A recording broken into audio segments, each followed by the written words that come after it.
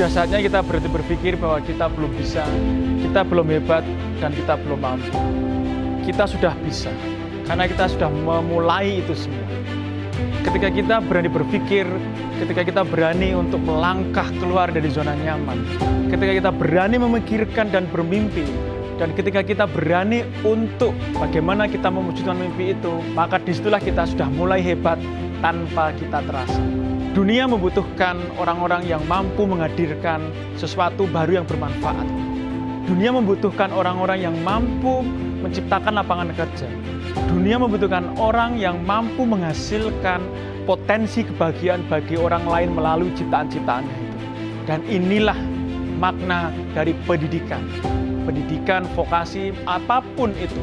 Pendidikan akademik pun, semuanya memiliki value dan memiliki filosofi berpikir yang seperti ini. Dosen harus merasa jangan hanya sebagai guru yang mengajar di kelas, one way teaching. Dia harus merasa bahwa dia harus menjadi coach yang mampu menggali potensi anak-anak didiknya, menghasilkan karya nyata real. Tidak hanya berpikir pada masalah-masalah dan kesedihan. Mereka harus menciptakan power kesedihan itu, power kepepet itu menjadi satu makna, menjadi satu temuan, menjadi satu produk yang memang itu bisa menjadi dignity bangsa ini. Melalui produk dalam negeri yang tercipta banyak dari inovasi terapan, kolaborasi antara vokasi A, vokasi B, vokasi A dan B dengan akademik, vokasi A, B, akademik dengan industri dan dunia kerja, semua berkolaborasi. Stop kompetisi di dalam negeri. Berhentilah untuk berkompetisi dan mematikan teman-teman di dalam negeri. Justru angkatlah mereka dengan inspirasi, share semua yang kita dapatkan karena berbagi itu tidak rugi. Namun di balik itu semua, ini dibutuhkan satu mindset yang belajar itu tidak hanya sekedar menghafal, membaca buku, tetapi mengekstraksi, menggali potensi, menggali kepekaan, atau menggali mimpi, semua dikontekstualisasikan dalam satu tujuan, yaitu menghasilkan sesuatu yang real, nyata untuk umat manusia.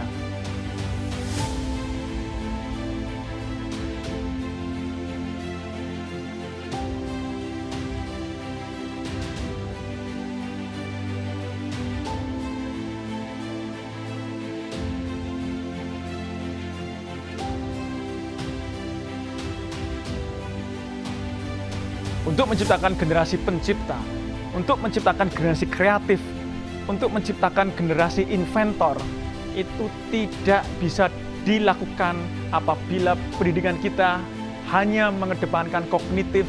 Guru hanya memaksakan anak-anak didiknya untuk belajar keras agar menghasilkan nilai yang baik, sehingga menghasilkan kompetisi untuk mendapatkan sekolah favorit. Itu sudah salah arah. Justru ini menjadi jebakan yang terus-menerus membelit kita tanpa kita sadari bahwa kita sedang berada di jalan yang selalu tidak benar. Tidak akan kita menciptakan generasi inventor, generasi kreator, generasi problem solver kalau pendidikan hanya seperti yang kita bayangkan, hanya untuk mengejar sekolah favorit. Pendidikan tanpa passion, pendidikan tanpa kebahagiaan, pendidikan tanpa rasa senang siswa atau mahasiswa itu mempelajari bidang ilmunya, itu adalah pendidikan yang salah arah.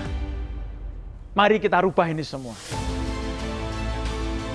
Kalau kita terlambat merubah, maka dunia akan bergerak, berubah lebih cepat dari yang kita bayangkan. Dan jangan sampai kita kaget, dan jangan sampai kita kecewa, tiba-tiba kita sudah terdisrupsi sebagian jauh, kita tertinggal dari negara lain yang sudah berani melakukan perubahan. Bahkan negara-negara tetangga kita sudah berani melakukan perubahan itu jauh lebih berani dan jauh mungkin lebih nekat daripada kita. Kita masih terlalu terbelenggu dengan perasaan, oh belajar, menggurui itu harus seperti ini, harus seperti ini.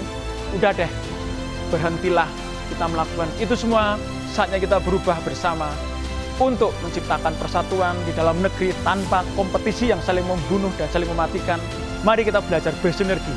Stop kompetisi dalam negeri, kita fokus untuk berkompetisi di luar negeri. Dan kita jadikan Indonesia menjadi juaranya.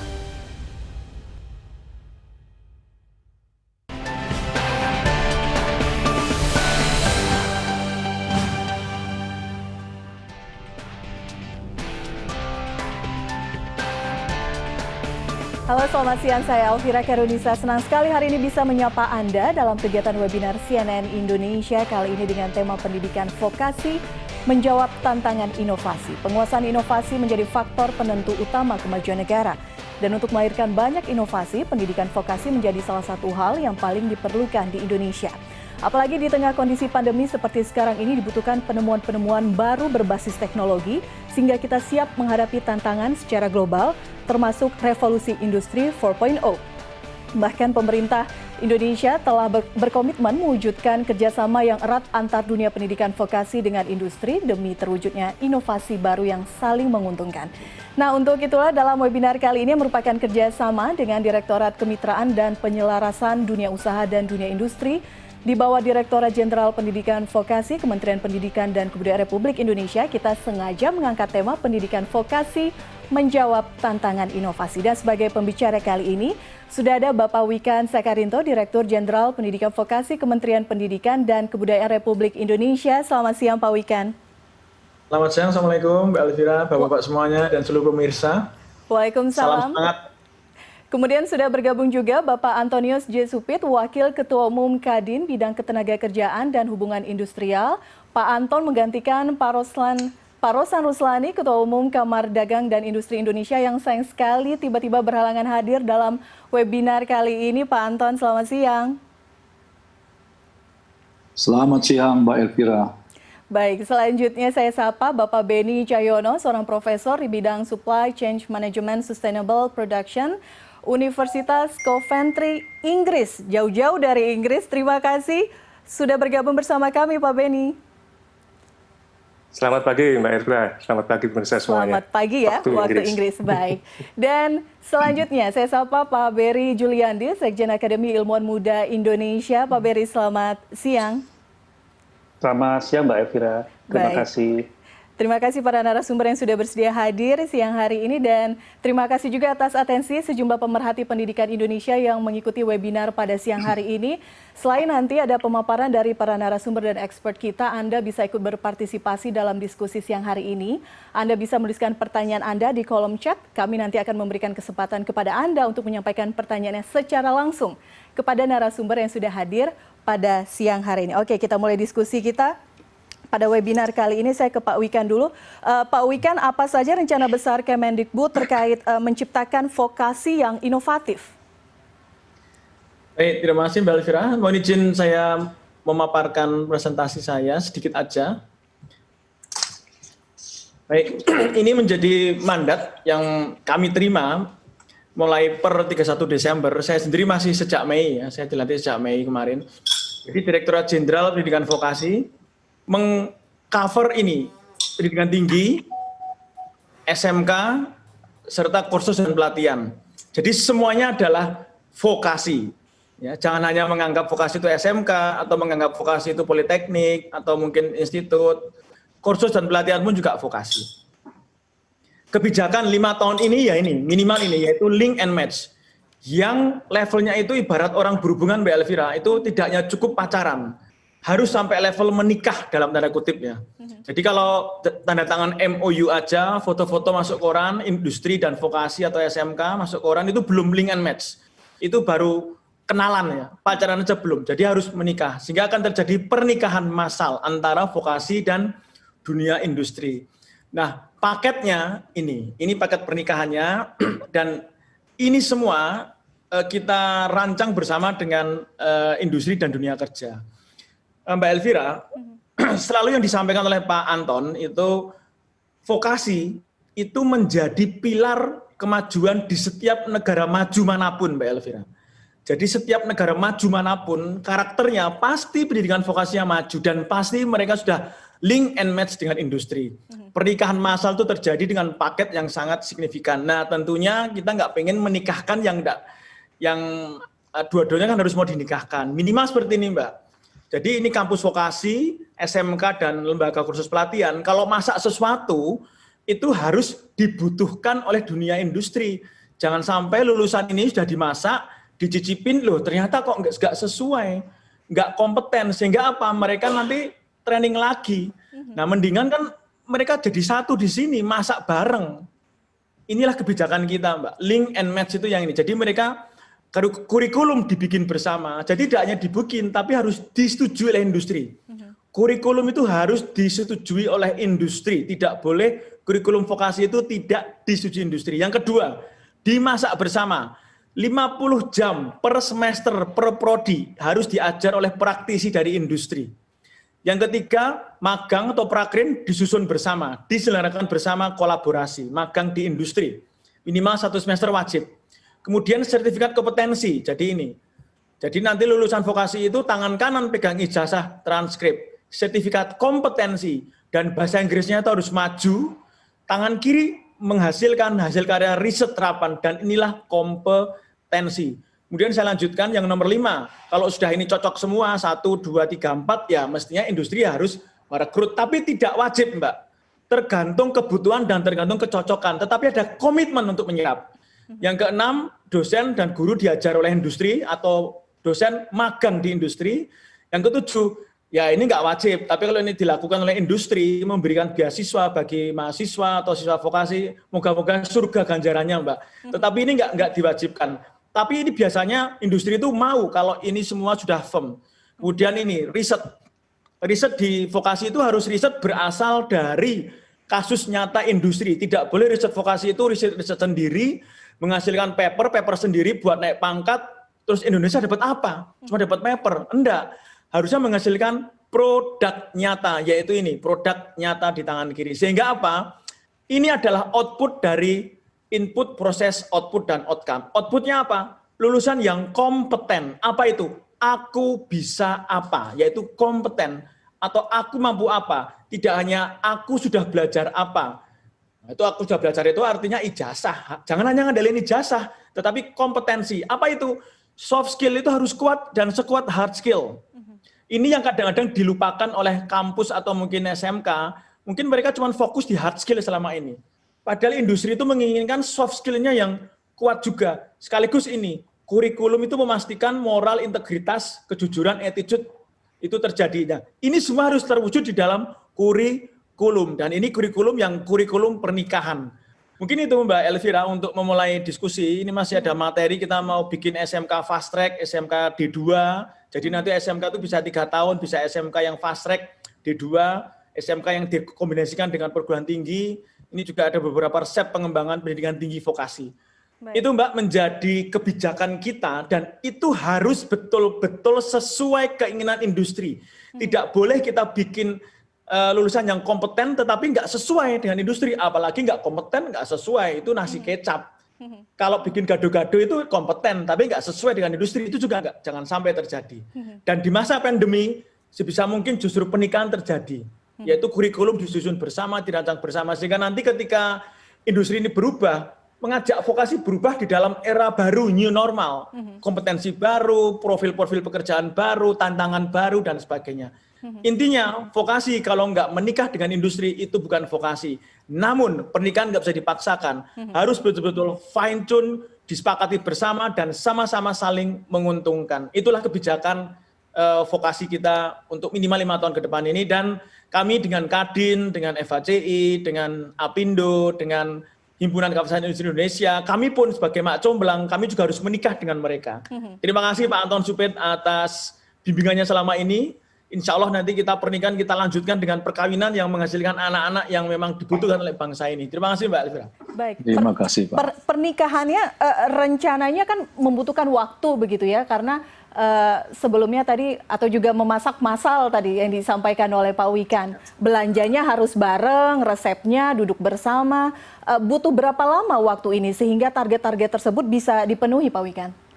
Ya, dari seluruh ini Mbak, dari seluruh 2.000 kampus vokasi, 14.000 SMK, 17.000, saya harus menyampaikan bahwa sekitar 20-30% itu sudah menikah, Mbak.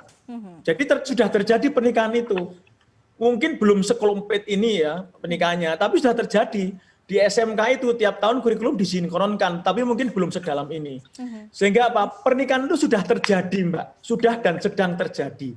Nah, untuk itu kita menggelontorkan untuk tahun ini aja Mbak, untuk tahun ini, untuk pernikahan saja itu kita gelontorkan 3,5 triliun dengan 40 program, baik SMK, perguruan tinggi vokasi, dan kursus pelatihan se-Indonesia, kita gelontorkan 3,5 triliun di luar anggaran rutin kita.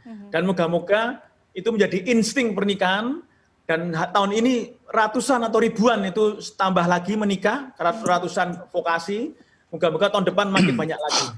Baik, kita harapkan pernikahannya bisa langgeng seperti itu Pak ya.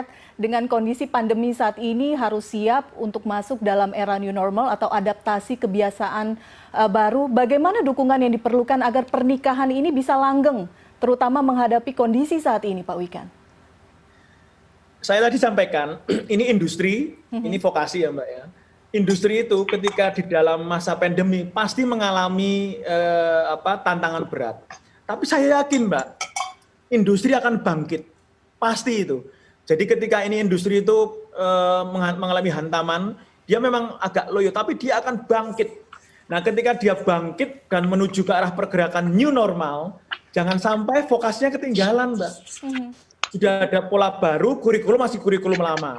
Nah, sehingga di masa pandemi justru, menikahlah. Sehingga ketika bingung bersama, sadar bersama, bangkit bersama. Ini yang kami dorong. Selama pandemi pun harus melakukan pernikahan, sehingga terjadilah satu kebersamaan untuk bangkit bersama menghadapi situasi sulit ini. Baik. Itu Mbak, itu yang kita dorong. Dan beberapa industri itu sudah mulai ini menunjukkan tanda-tanda, sudah mulai pengen narik mahasiswa magang lagi, siswa SMK mulai ditarik magang lagi, dan sebagainya. Ini kan sudah mulai tanda-tanda new normal dan kebangkitan itu terjadi. Baik. Jadi saya optimis lah, kita akan melalui ini bersama. Baik, bingung bersama, bangkit bersama. Sebelum saya ke Pak Anton, Pak, ini menarik apa disampaikan Pak Wikan. Saya harapkan juga bagi Anda yang ingin bertanya, ingin lebih detail lagi, Anda bisa meninggalkan pertanyaan di kolom chat. Nanti di akhir diskusi, Anda bisa bertanya langsung kepada para expert dan narasumber kita hari ini. Saya ke Pak Anton. Pak Anton, udah diajak nikah massal, bingung bersama, bangkit bersama. Bagaimana kemudian peluangnya? Bagaimana dunia industri melihat dunia vokasi Indonesia? Nah, terima kasih Mbak Elvira, Pak Wikan, Pak Beni, dan Pak Beri, dan para hadirin sekalian yang saya hormati.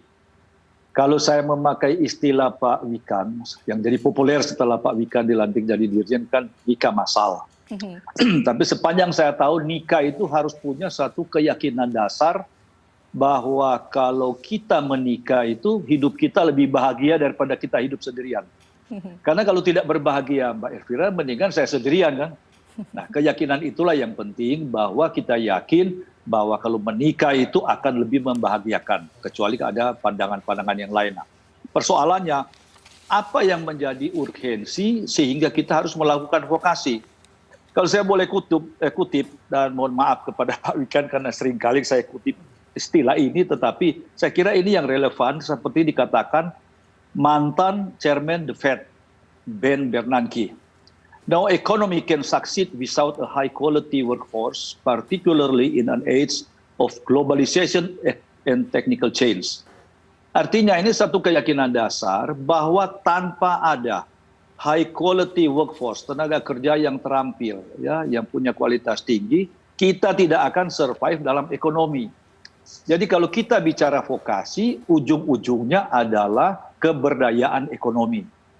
Nah, kalau kita mengacu ke Jerman, memang sangat jelas pendidikan kejuruan. Kalau di sana, kalau kita bicara vokasi, sama dengan bicara pendidikan ganda, sistem ganda, yaitu bekerja sambil sekolah.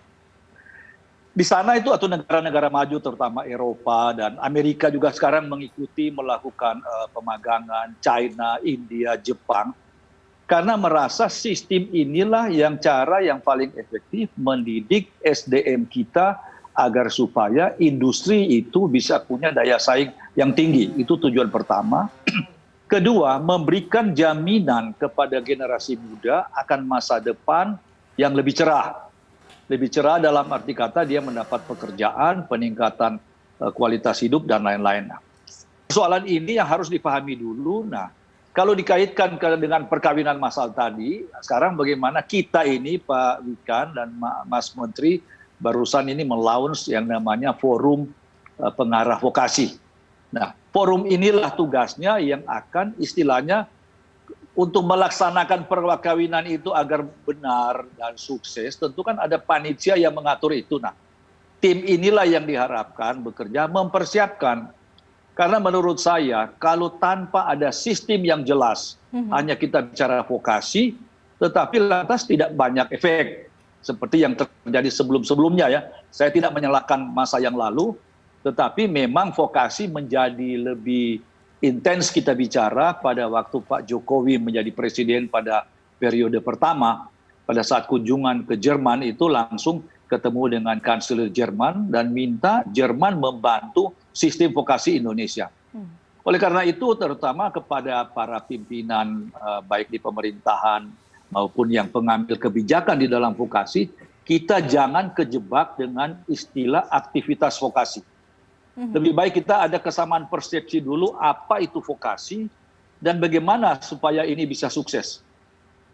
Belajar dari katakanlah negara Jerman bahwa di sana itu bisa sukses vokasinya karena memang ya kita tentu tidak akan sama seperti Jerman karena Jerman itu sudah boleh bilang ratusan tahun dia keadaannya itu sehingga ekosistemnya terbentuk sehingga betul-betul di sana memang suksesnya itu karena kesiapan dari pelaku usaha sendiri. Jadi ada dua pilar utama Mbak dalam vokasi yaitu pendidikan dan pelatihan tentunya dan juga kita jangan bilang industri tetapi di Indonesia kita populerkan dengan istilah DUDI, dunia usaha dan dunia industri.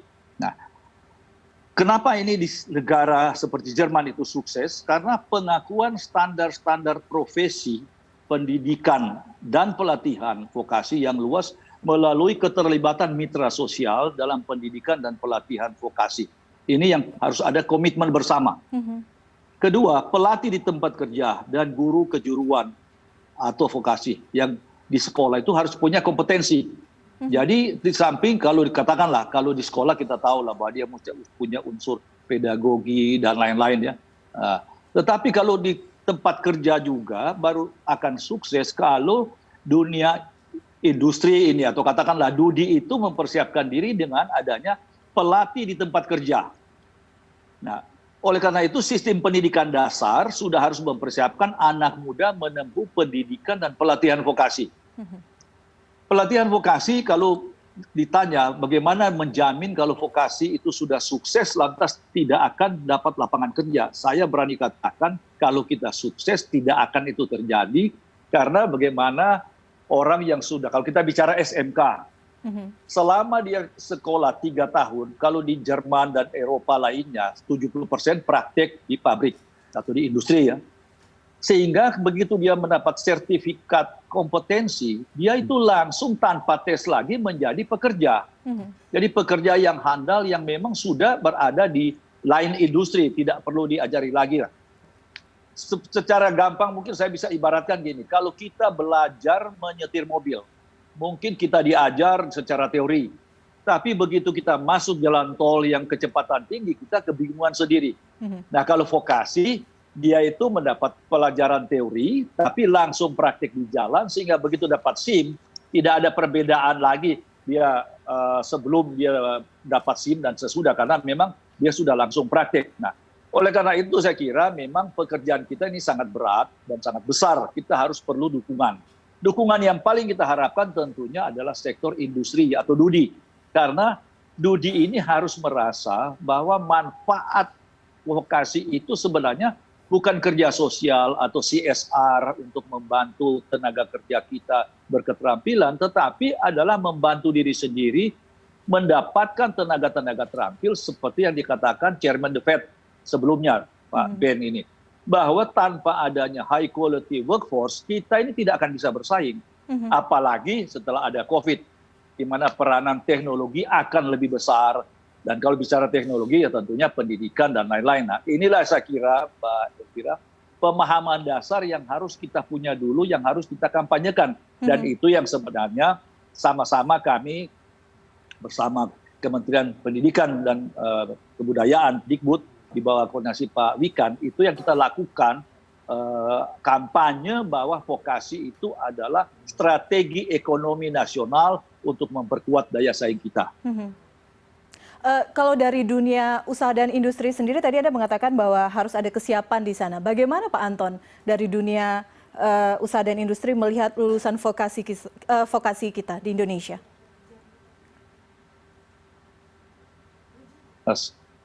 Oke, halo.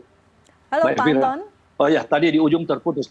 Jadi begini, kita jangan lihat sekarang lah. Kalau kita lihat sekarang memang bahwa semangat vokasi ini kan sebenarnya sudah ada pada waktu Pak Wardiman menjadi Menteri Pendidikan. Nah itu sudah digaungkan link and match. Tetapi pada saat itu ya karena situasi satu dan lain hal, pokoknya tidak secara tersistem baik dan secara rencana besar. Menurut saya, vokasi ini pertama kita harus bisa merubah mindset. Sama dengan kita bicara dalam ketatanegaraan otonomi daerah, Mbak. Tadinya sentralisasi menjadi desentralisasi, otomatis kita harus merubah mindset dari sentralisasi menjadi desentralisasi.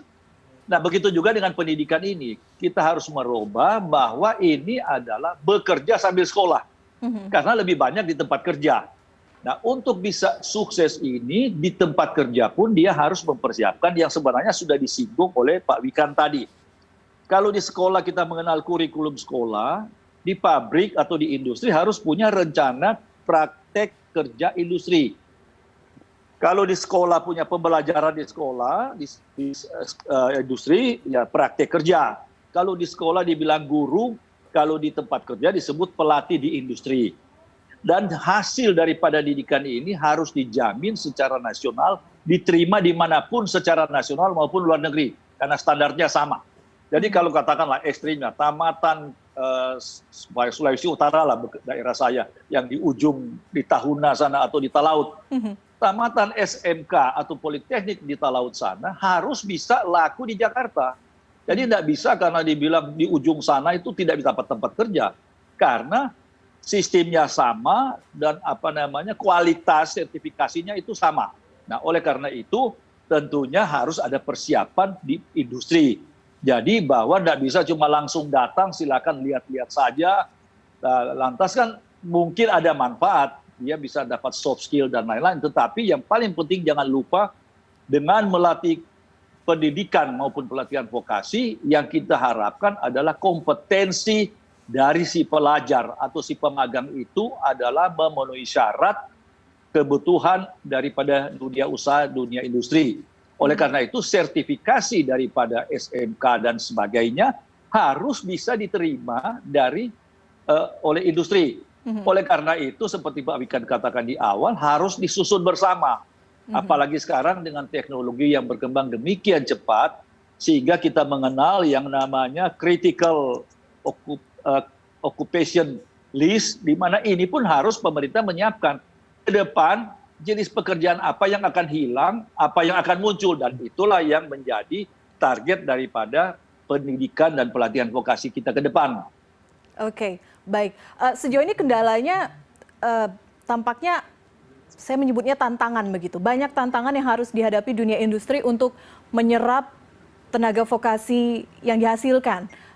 Bagaimana gambarannya saat ini, Pak Anton? Jadi, Mbak, seperti saya bilang tadi, ini kalau kita bicara secara jujur, saya tidak mengkritisi Dikbud ya, Pak Elvira. Ini sebelum Pak Wikan masuk juga, jadi bukan kepada Pak Wikan. Pada waktu, saya lupa menterinya siapa, pada saat itu lantas ada moratorium SMU. Tidak diizinkan lagi mendirikan sekolah menengah umum, tapi semua harus mendirikan SMK. Karena itu lahirlah 14.000 SMK sekarang ini. Tetapi karena keterbatasan perencanaan maupun pendanaan, persiapan SDM, sehingga hanya namanya saja SMK, tetapi di dalamnya itu sendiri hampir tidak memenuhi persyaratan apa yang disyaratkan oleh vokasi, yaitu praktek di tempat kerja, dan kedua juga yang diajar di dalam sekolah itu, kalau seperti Jerman yang saya tahu, di SMK tidak diajar lagi yang pelajaran yang mendasar, katakanlah seperti pelajaran bahasa, sejarah, dan mungkin agama, tapi sudah selesai di SMP. Sehingga begitu dia masuk, yang diajar di sekolah itu adalah yang related dengan kompetensi yang diharapkan. Nah, ini yang carry over yang sekarang jujur saja menjadi beban Pak Wikan. Karena sekali menerima 14.000 SMK, yang Pak Wikan bilang tadi, kalaupun ada perkawinan dalam tanda kutip tadi baru 20%, itu pun perkawinan yang menurut saya juga tidak memenuhi persyaratan ideal. Nah, tapi oke, ada 20. Lantas yang 80-nya bagaimana? Nah, itulah yang menjadi kendala. Kalau tamat SMK, akhirnya pada saat itu harus dilatih lagi dan seterusnya. Padahal sebenarnya secara teori dan praktek, kalau sudah tamatan sekolah vokasi dimanapun di dunia ini, dia langsung bekerja dan tanpa dites lagi. Apalagi kalau dia bekerja di pabrik yang dia magang. Malah lebih maju di Jerman, anak-anak yang akan tamat SMP dapat kesempatan masuk ke pabrik dulu. Katakanlah saya akan tamat SMP. Saya ingin bekerja di pabrik mobil Mercedes. Saya datangi pabrik Mercedes, melihat-lihat situasi, setelah itu baru saya cari SMK yang ada kerjasama dengan Mercedes. Dan saya cari bidang apa yang saya mau, menjadi mekanik atau mekatronik atau apa saja. Setelah saya masuk di situ, saya praktek di Mercedes. 3 tahun di Mercedes dengan 70% waktu bekerja di Mercedes. Setelah saya dapat kompetensi dan kalau saya memang soft skill-nya juga bagus, tanpa tes saya menjadi pekerja. Oleh karena itu, menurut saya tidak ada sistem rekrutmen yang lebih baik daripada vokasi dan sistem mendidik SDM. Paling tidak secara massal ya, bahwa pendidikan individu ada saja yang lebih baik. Tapi kalau kita mendidik secara massal seperti kita sekarang, dan itu yang diterapkan Malaysia, yang mengikuti sistem Jerman. 80% anak-anak SMP masuk SMK. Setelah di SMK, tamat itu 80-an mendekati 90%, semua terserap di lapangan kerja. Yang sisa itu bukan tidak bekerja, ada yang tidak bekerja karena ingin melanjutkan sekolah, ada yang ingin menjadi entrepreneur semacam itu. Nah, oleh karena itu saya kira kalau kita bicara vokasi, kita mungkin melihat ke depan lah. Kita let God be bygone, ini yang sudah lewat ya sudah menjadi pelajaran buat kita, tetapi ke depan bagaimana Pak Wikan teman-teman bersama kita tentunya secara bertahap. Tentunya apa yang menurut saya kalau di Jerman targetnya adalah kalau kita bisa mendidik dalam sistem vokasi 20% dari angkatan kerja saja, itu sudah bagus. Nah, kita di Indonesia ini angkatan kerja baru sekitar 2,4 atau 2,5 juta orang. Kalau data itu kita pakai, kalau 500.000 saja tamatan SMK yang berqualified, bersertifikasi kompetensi yang pasti diterima oleh dunia industri, saya kira ini sesuatu langkah yang besar dan sesuatu revolusi di dalam bidang HRD kita. Nah, oleh karena itu saya kira kita tetap optimis. Kalau kita dengan cara kita berkoordinasi, bekerja sekarang bersama-sama Pak Wikan dan teman-teman, saya yakin perlu waktu yang panjang. Tapi saya kira step awal kita sudah benar lah ya, bahwa koordinasi kita ini sangat intens. Baik, baik. Sekarang saya beralih ke Pak Beni. Tadi Pak Anton sudah memberikan gambaran bagaimana kita belajar dari pendidikan vokasi dari Jerman. Sekarang kita tanya untuk dari Inggris seperti apa Pak Beni sebagai pemerhati pendidikan dan juga sebagai bagian dari program Simposium Cendekia Kelas Dunia. Pak Beni kan banyak ya Pak ya bertemu, melakukan kunjungan ke berbagai perguruan tinggi. Menurut Pak Beni sendiri bagaimana budaya inovasi perguruan tinggi di Indonesia khususnya untuk politeknik Pak? Baik, terima kasih Mbak Elvira. Senang sekali tadi sudah mendengar penjelasan dan komentar dari Pak Wikan dan juga Pak Anton. Sangat menyenangkan sekali bahwa Indonesia sudah menuju ke arah sana, itu yang sangat penting. Dan memang ini terbukti pada saat saya melakukan kunjungan atau berdialog atau bertemu langsung dengan teman-teman pimpinan perguruan tinggi, terutama perguruan tinggi vokasi. Meskipun belum semua tentunya banyak sekali mereka. Tapi yang saya pelajari sangat menarik, budaya inovasi. Itu yang pertama yang saya perhatikan adalah arti inovasi sendiri. Jadi keragaman pengertian inovasi di antara teman-teman semua memang inovasi kalau kita berpikir itu adalah biasanya mengarah ke new product, new design, new invention. Tetapi mungkin pengertian inovasi ini sendiri itu berbeda. Ada yang dimengerti sebagai new product, sehingga bisa dikembangkan secara langsung oleh perguruan tinggi vokasi bersangkutan, tapi juga pengertian inovasi untuk perguruan tinggi yang mungkin memang arahnya menuju proses atau service. Jadi biasanya tadi PTV yang mengarah ke device atau invention, itu mengarah ke pembuatan produk, mesin, dan sebagainya. Tetapi yang perguruan tinggi vokasi yang berfokus ke arah service, maka dia inovasinya tentunya inovasi dari segi proses. Nah, meskipun terjadi perbedaan, itu bukan berarti negatif ya, artinya semangat untuk melakukan inovasi itu sudah ada, sudah muncul. Meskipun memang pada kenyataannya, seperti yang juga disebutkan oleh Pak Anton tadi, penerapannya juga masih berbeda-beda, dan juga ini karena tidak bisa dipungkiri bahwa mereka juga berbeda dalam arti beda fokus, beda demografinya, beda geografinya juga. Sehingga kadang-kadang untuk mencapai kesepakatan yang dinamakan inovasi, kadang-kadang terjadi adanya perbedaan pengertian. Itu yang saya tengarai. Cuman yang sangat menarik dan sangat membanggakan tentunya adalah bahwa semangat teman-teman yang berada di khususnya perguruan tinggi vokasi ini sangat besar, dan saya hanya berharap supaya semangat yang sudah besar dan berapi-api ini tentunya bisa didukung dan bisa dilanjutkan oleh pemerintah, dan skema kerja antara link and match tadi yang telah Pak Wikan katakan di depan dan juga didukung oleh Pak Anton bisa sustainable. Karena ini satu kriteria, dan saya perhatikan juga di negara-negara maju bahwa semangat untuk membuat sesuatu itu bukan saja menciptakan, tetapi membuatnya menjadi long lasting, menjadi jangka panjang dan sustainable. Oke. Banyak yang masih perlu duduk bersama gitu ya, kita bahas banyak tantangan ke depan. Yang penting satu, semangatnya sama, kita sama-sama memberikan dukungan untuk itu. Tapi kita berbicara mengenai potensi tantangan industri ke depan. Saat ini COVID-19 masih terus berlanjut. Bagaimana perubahan terbesar yang kemudian menurut Pak Beni bisa mempengaruhi pendidikan vokasi secara khusus dan pendidikan tinggi secara umum? Baik, saya kira COVID di mana-mana sama, Mbak.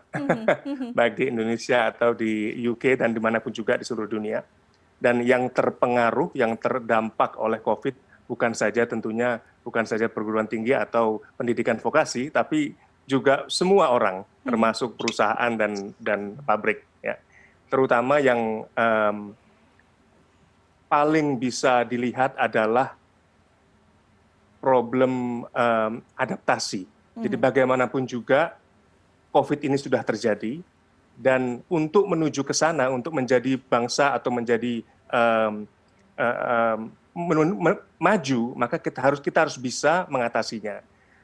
Sebagai contoh, tadi kita mengatakan bahwa pendidikan vokasi memerlukan praktek, memerlukan kerja nyata misalnya. Nggak mungkin dilakukan dengan hanya menggunakan program daring seperti Pak Wikan katakan tadi. Nggak mungkin belajar mengelas dengan simulasi. Tapi yang dilakukan adalah justru bagaimana kita sekarang bisa berpikir secara lebih terintegrasi. Bagaimana kita membuat proses sehingga pelajaran kita menjadi aman. Nah, ini tentunya membutuhkan kerja keras, Mbak. Membutuhkan pemikiran yang ekstra. Misalnya saja di tempat saya bekerja di Coventry University, kita juga punya lab. Maka supaya mahasiswa kita bisa melakukan praktikum yang benar, maka kita harus membuatkan prosedur, membuatkan protokol. Dan kita selalu aktif melakukan yang namanya risk assessment. Ya.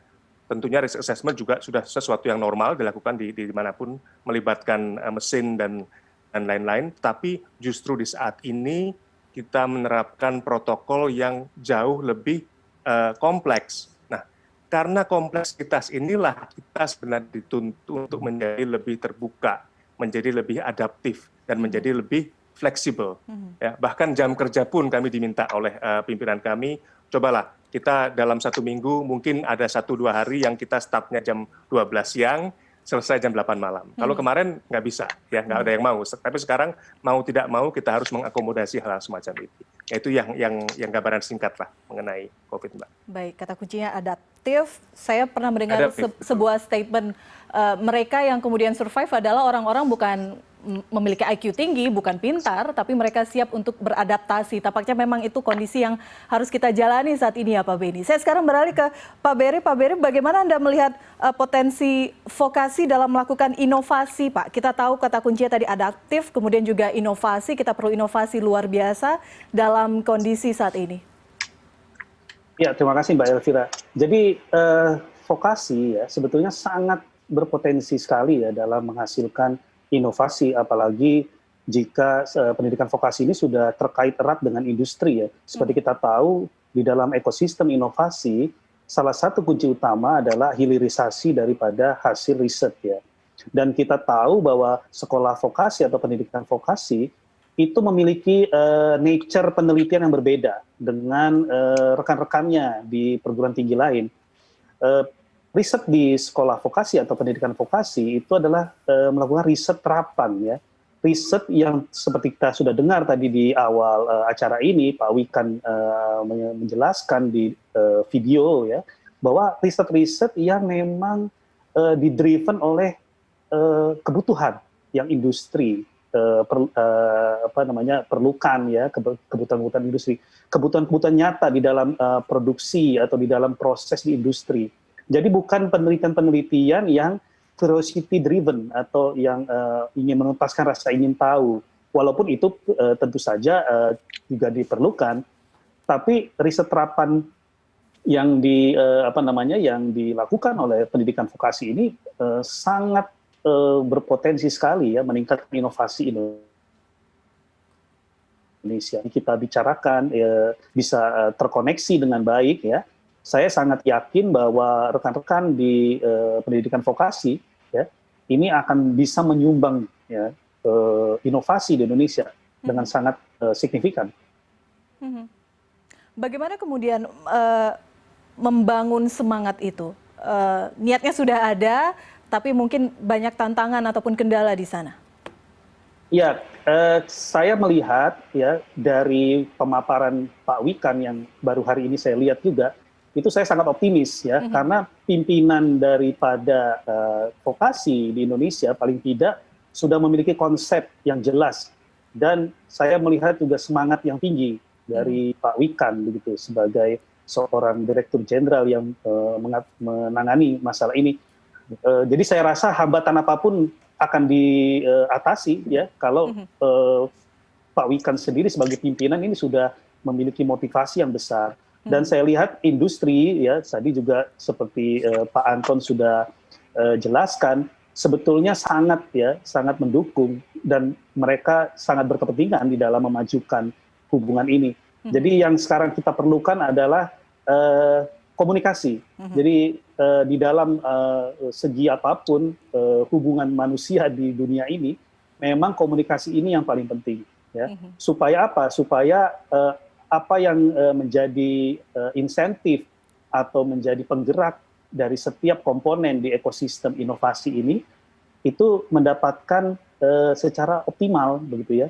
Jadi melakukan tadi pernikahan itu dengan sukarela dan langgeng begitu.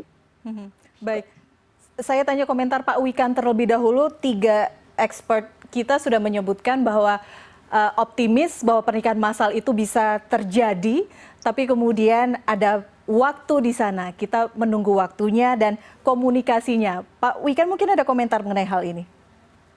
Sepakat saya Mbak Elvira, Pak Beri. Jadi Indonesia itu punya 3 masalah besar, Mbak. 1 komunikasi, 2 komunikasi, 3 komunikasi, Mbak. Itu yang menjadi beban berat. Saya share sebentar lagi ya Mbak ya. Saya share, baik ini yang ingin kita wujudkan tuh ya ini. Lulusan apa tadi yang unggul dan kompeten sehingga apa? Ketika nanti masuk industri atau ke entrepreneur ya, silahkan mau entrepreneurship atau ke industri, maka ujung-ujungnya adalah daya saing industri naik pesat dan produktivitas juga naik pesat. Karena SDM yang unggul. Kalau itu nggak terjadi, maka itu menjadi PR buat kita. Tadi Pak Anton sudah berkali-kali menyampaikan, dan saya perlu menyampaikan juga ke Mbak Elvira bahwa Pak Anton itu adalah salah satu anggota Forum Pengarah Vokasi atau disingkat Rumah Vokasi yang sudah kita resmikan. Jadi ini sudah kita luncurkan Forum Pengarah Vokasi Nasional. Kalau disingkat Rumah Vokasi, maka disebutnya Rumah Vokasi. Ini yang kita dengan Kadin, Apindo, ya ayo kita apa ya, kalau bahasa Jawanya itu kita oncei, kita kupas bersama satu persatu tapi bersama-sama. Masalahnya banyak, Mbak. Masalahnya banyak, pasti. Nggak hanya sekedar ini ya. Ini kalau misalnya ujungnya seperti ini, maka lulusan vokasi itu harus makin bahagia dan dihargai karir dan income-nya. Sehingga apa? Success story ini nanti akan menjadi inspirasi bagi ini input baru. Selama input barunya ini tidak passion ke vokasi, jadi masuk vokasi karena terpaksa, Mbak. Misalnya nggak terima di S1, baru terpaksa masuk D3. Kemudian nggak terima di SMA, mungkin masuk ke SMK. Atau mungkin nggak niat masuk SMK. Nah itu ibaratnya nggak ada passion, apalagi visi kenapa milih vokasi. Bagaimana 5 tahun lagi aku mau ngapain, 10 tahun lagi aku mau ngapain. Nah ini penting. Ini PR terbesar kita ini, Mbak. Meyakinkan orang tua calon mahasiswa dan siswa, ayo masuk SMK, ayo masuk vokasi. Kenapa? Kalau ini nggak niat, nanti di proses di pendidikan, itu ibarat masuk pendidikan tanpa passion, itu ibaratnya menikah tanpa cinta, Mbak. Tapi trennya bagaimana? Trennya bagaimana Pak Wikan sejauh ini? Trennya gini, saya mau lompat ke sini. Untuk yang pendidikan tinggi, kita coba untuk D3, itu akan kita tingkatkan menjadi sarjana terapan. Tetapi sarjana terapan yang ini, Mbak ya, jangan gratisan. Sarjana terapan yang memang benar-benar menikah dengan industri. Jadi betul-betul sesuai kebutuhan industri. Nah, untuk sarjana terapan itu akan membuat niat masuk kampus vokasi itu lebih tinggi daripada masuk D3. Seandainya dibutuhkan operator, Mbak, atau mungkin pengelas, itu kan nggak sarjana terapan, maka kita perkuat D2-nya, Mbak. Jadi D3 itu kita naikkan ke D4, D2 kita perkuat ditambah dengan ini. SMK Fast Track D2. Ini adalah SMK yang 2 semester akhir itu magang di industri dan itu dual system yang tadi disampaikan Pak Anton. Kuliah sambil di industri. Kebalik ya, kerja sambil kuliah. Itu magang atau apprenticeship program. Itu nanti D2 akan semakin tinggi. Dan ini skema. Kalau anak-anak masuk SMK, jangan khawatir. Anak-anak masuk SMK, jangan khawatir. Lulus, dia bisa profesional, kerja, dia bisa jadi ahli, bekerja di dalam maupun luar negeri, atau dia lanjut kuliah ke sarjana terapan, bisa jadi engineer terapan, atau dia bisa lanjut ke S2 terapan, fast track di Jerman, Taiwan, dan sebagainya. Kita ada MOU ini dengan Jerman. Jadi artinya, ini akan menciptakan mimpi yang diyakini kalau mereka milih vokasi itu akan tercapai mimpinya. Nah itu Mbak, kalau anak atau manusia itu sudah dengan passion, dia akan belajar dengan mandiri, dia akan kompeten, dia akan belajar terus panjang hayatnya, dia akan memiliki soft skill yang kuat, dan ketika nanti dia kerja, dia akan memiliki kesiapan kerja, attitude yang baik, ataupun kalau dia nanti bisnis, dia akan menjadi pebisnis yang sukses. Intinya saya sepakat dengan Pak Anton, kalau pertumbuhan atau kita mau investasi apapun ya di sini, investasi 3,5 triliun seperti ini ya, kalau tidak berujung pada ekonomi growth dari industri dan bangsa ini tinggi, maka ya itu harus kita review kembali. Itu tanggapan saya, dan tadi ada juga memang betul 14.000 SMK itu ada yang hebat sekali, tapi juga ada yang jadi PR, ya itu PR karena dulu pendirikannya ya mungkin agak tergesa-gesa ya mungkin ya. Nah ini kita harus perbaiki, guru-guru SMK harus kita latih seperti ini Mbak. Guru-guru tidak hanya mengajar, tapi juga bisa menjadi mentor, bisa menjadi fasilitator, bisa menjadi coach. Seperti ini kan, anak-anak itu tinggal dibangkitkan mimpi dan kecintaannya pada bidang ilmunya dan masa depannya, maka anak-anak itu akan belajar mandiri sepanjang hayat. Dan juga bisa menjadi friends. Nah ini menjadi PR besar. PR besarnya halaman ini Mbak, yaitu SDM, baik siswa yang passion dan vision, kepala sekolah, dekan direktur, guru-guru SMK, dosen, itu harus berubah mindset-nya. Sehingga ketika nanti diajak menikah dengan industri, seperti ini, mindset-nya ini sudah siap untuk berlari, berubah bersama industri. Baik, artinya mindset itu yang terutama sehingga kita siap begitu ya. Ada begitu banyak rencana dan program yang akan dikerjakan. Tujuannya untuk menghasilkan PR terbesar kita, untuk menghasilkan SDM yang unggul dan kompeten. Bagaimana kemudian mimpi yang diyakini itu bisa diwujudkan sepenuhnya ya Pak Wikan? Oke, baik. Baik, Pak Wikan, Pak Anton, Pak Beni, Pak Beri, kita menyapa dulu peserta webinar yang sudah standby ingin memberikan pertanyaan kepada para expert kita siang hari ini. Saya ke Mbak Sarah Bauti. Mbak Sarah, silahkan bisa bertanya langsung, bisa disebutkan nama, asal instansi, dan juga pertanyaan ditujukan kepada siapa. Silakan Mbak Sarah.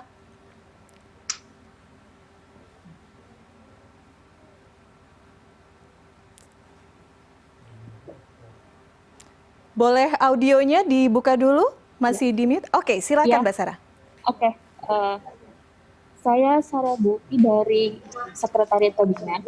Saya ingin menanyakan kepada semua, mungkin terutama kepada Dirjen dari Kemendikbud ya.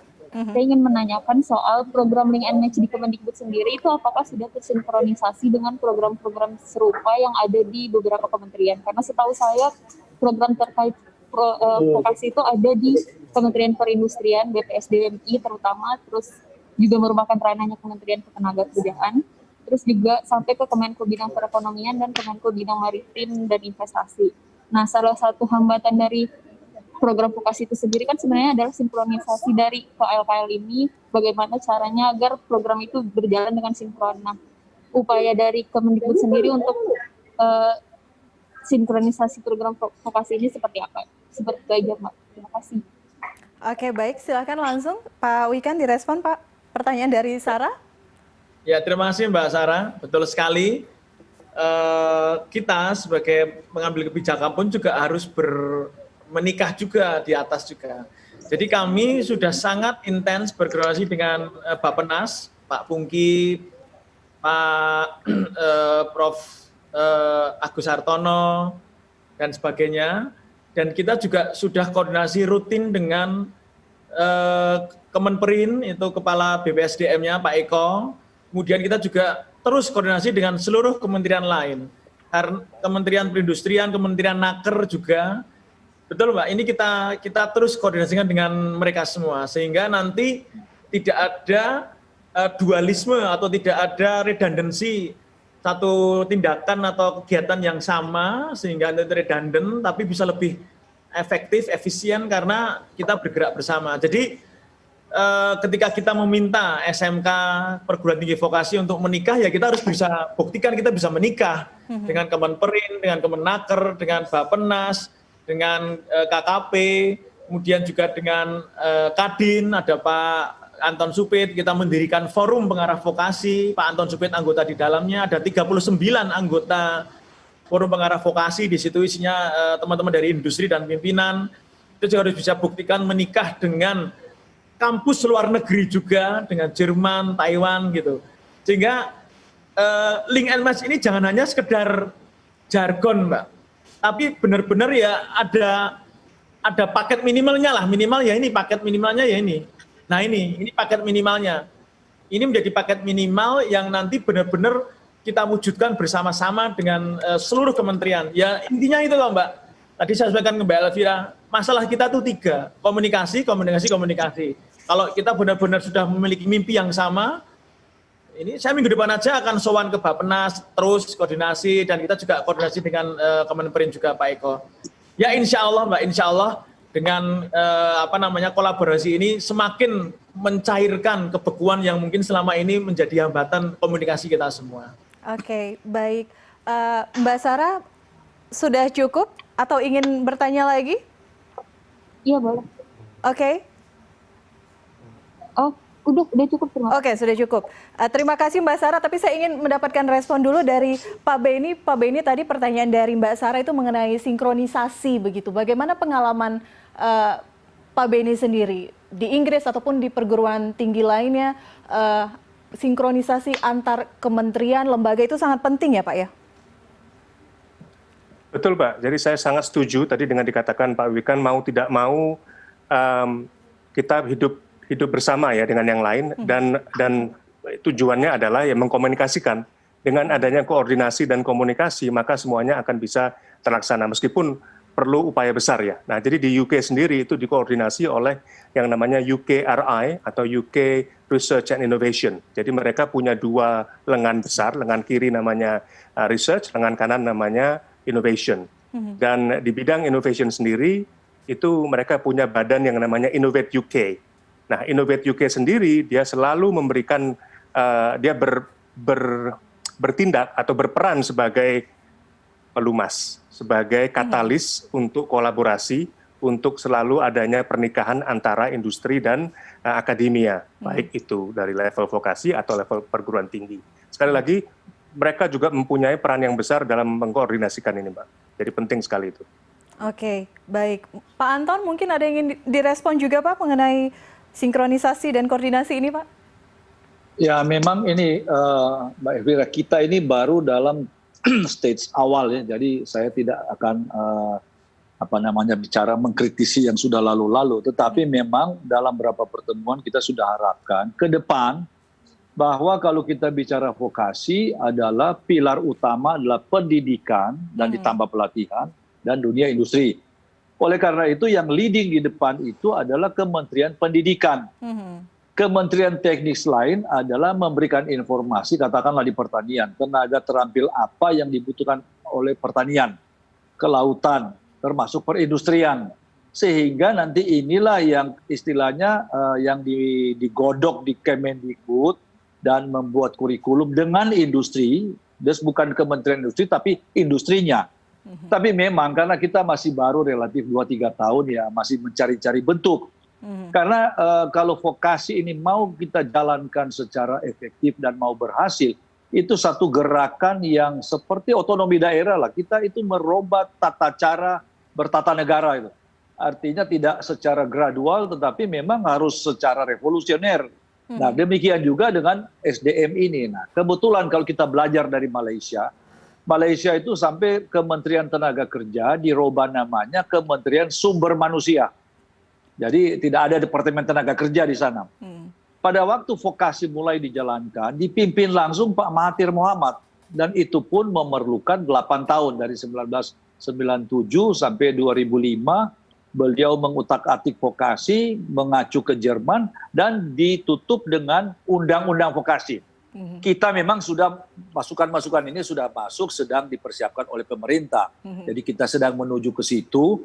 Nah, oleh karena itu memang yang diperlukan adalah komando yang jelas, atau komando yang efektif lah, leadership yang efektif. Karena apa?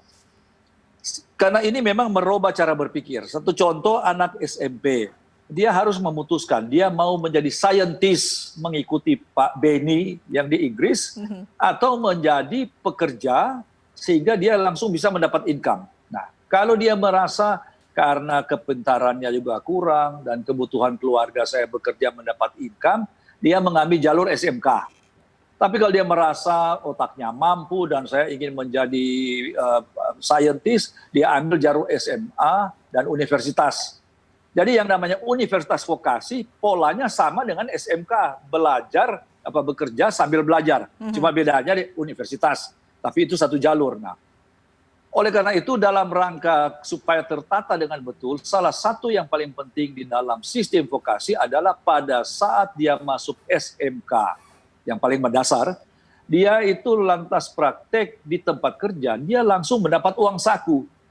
Sehingga setelah dia tamat SMK, dia masuk pasar kerja dengan teman dia yang satu kelas di SMP, yang mengambil jalur SMA dan ambil universitas. Pada saat mereka bertemu di pasar kerja, gaji mereka itu sudah sama dan mungkin yang sudah bekerja awal lebih banyak.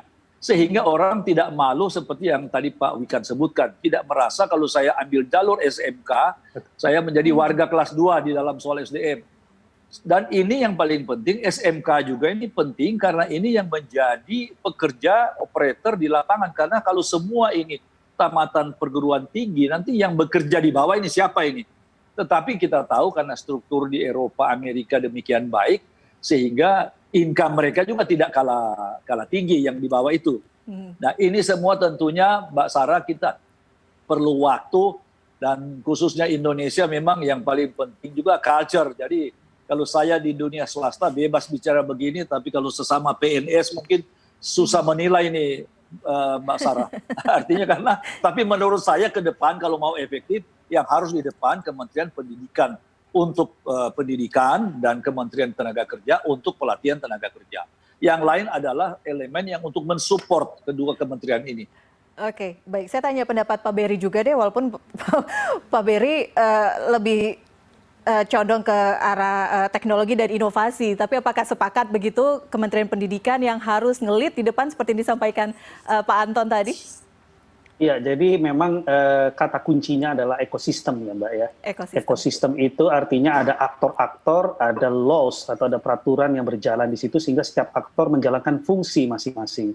Nah yang terjadi di Indonesia di masa lalu dan mungkin hingga saat ini masih ada yang terjadi adalah masing-masing aktor di dalam ekosistem tidak mengerti perannya atau menyalahi perannya. Jadi seperti tadi sudah dijelaskan ya oleh Pak Anton bahwa Kementerian Pendidikan ini sudah betul sebagai leader ya, karena ini pendidikan utamanya begitu. Nah, yang kita perlu perhatikan adalah aktor-aktor lain mengerti perannya juga masing-masing sehingga apa terjadi ekosistem yang baik begitu. Jadi tidak ada tumpang tindih ya, tupoksi daripada setiap aktor, dan aturan-aturan main di dalam ekosistem itu dapat dipenuhi dengan baik oleh setiap aktor. Nah, bagaimana itu bisa terjadi? Komunikasi. Jadi kita perlu sering membuat forum-forum komunikasi atau ruang-ruang di mana setiap aktor ini jadi sering bertemu, begitu. Jadi apa yang bisa dilakukan oleh setiap kementerian adalah membuat program ya atau membuat suatu wahana agar setiap aktor atau stakeholder yang terlibat dalam pendidikan vokasi itu memiliki peluang bertemu yang lebih banyak. Atau kalau dalam hal program, berarti program ini bisa diakses oleh semua stakeholder. Saya yakin ya, dengan cara-cara seperti ini ya, dengan kita memperbanyak ruang-ruang atau wahana, di mana setiap aktor itu bisa bertemu, bisa berdiskusi, gitu. Itu akan tercipta suatu kedekatan, ya. Kedekatan ini akan menimbulkan trust, ya. Sehingga apa? Ketika sudah ada trust, hubungan apapun itu akan menjadi baik. Karena ketika sudah ada trust di antara setiap aktor, itu sudah tidak ada lagi ruang untuk meragukan bahwa kita sudah bersama dalam bahtera menuju pendidikan vokasi yang lebih baik dan penciptaan inovasi di Indonesia, begitu. Jadi kalau saya pikir begitu. Oke, trust.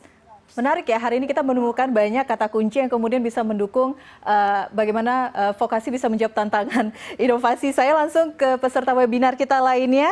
Sudah ada Dava dari SMA Plus PGRI Cibinong. Silakan Mas Dava. Halo, selamat siang. Perkenalkan, nama saya Dava Rafisri Ramadan dari SMA Plus PGRI Cibinong. Jadi pertanyaan saya adalah, kan saya sebagai siswa SMA, sedangkan di SMA saya itu ada program namanya Student Day. Program tersebut itu kayak pelajaran SMK, ada kejuruannya. Contohnya kayak broadcasting, tata boga, sekretaris, robotik, dan lain-lain.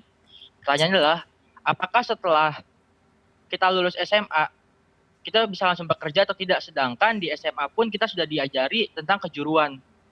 Itu aja pertanyaannya. Baik. Terima kasih Mas Dava. Saya ke Pak Wikan terlebih dahulu nih. Tadi disampaikan Mas Dava sudah ada Student Day, tapi bagaimana ya Pak? Apakah bisa langsung kerja? Kemampuannya sudah cukup di situ? Baik, begini Mas Dava, Mbak Elvira.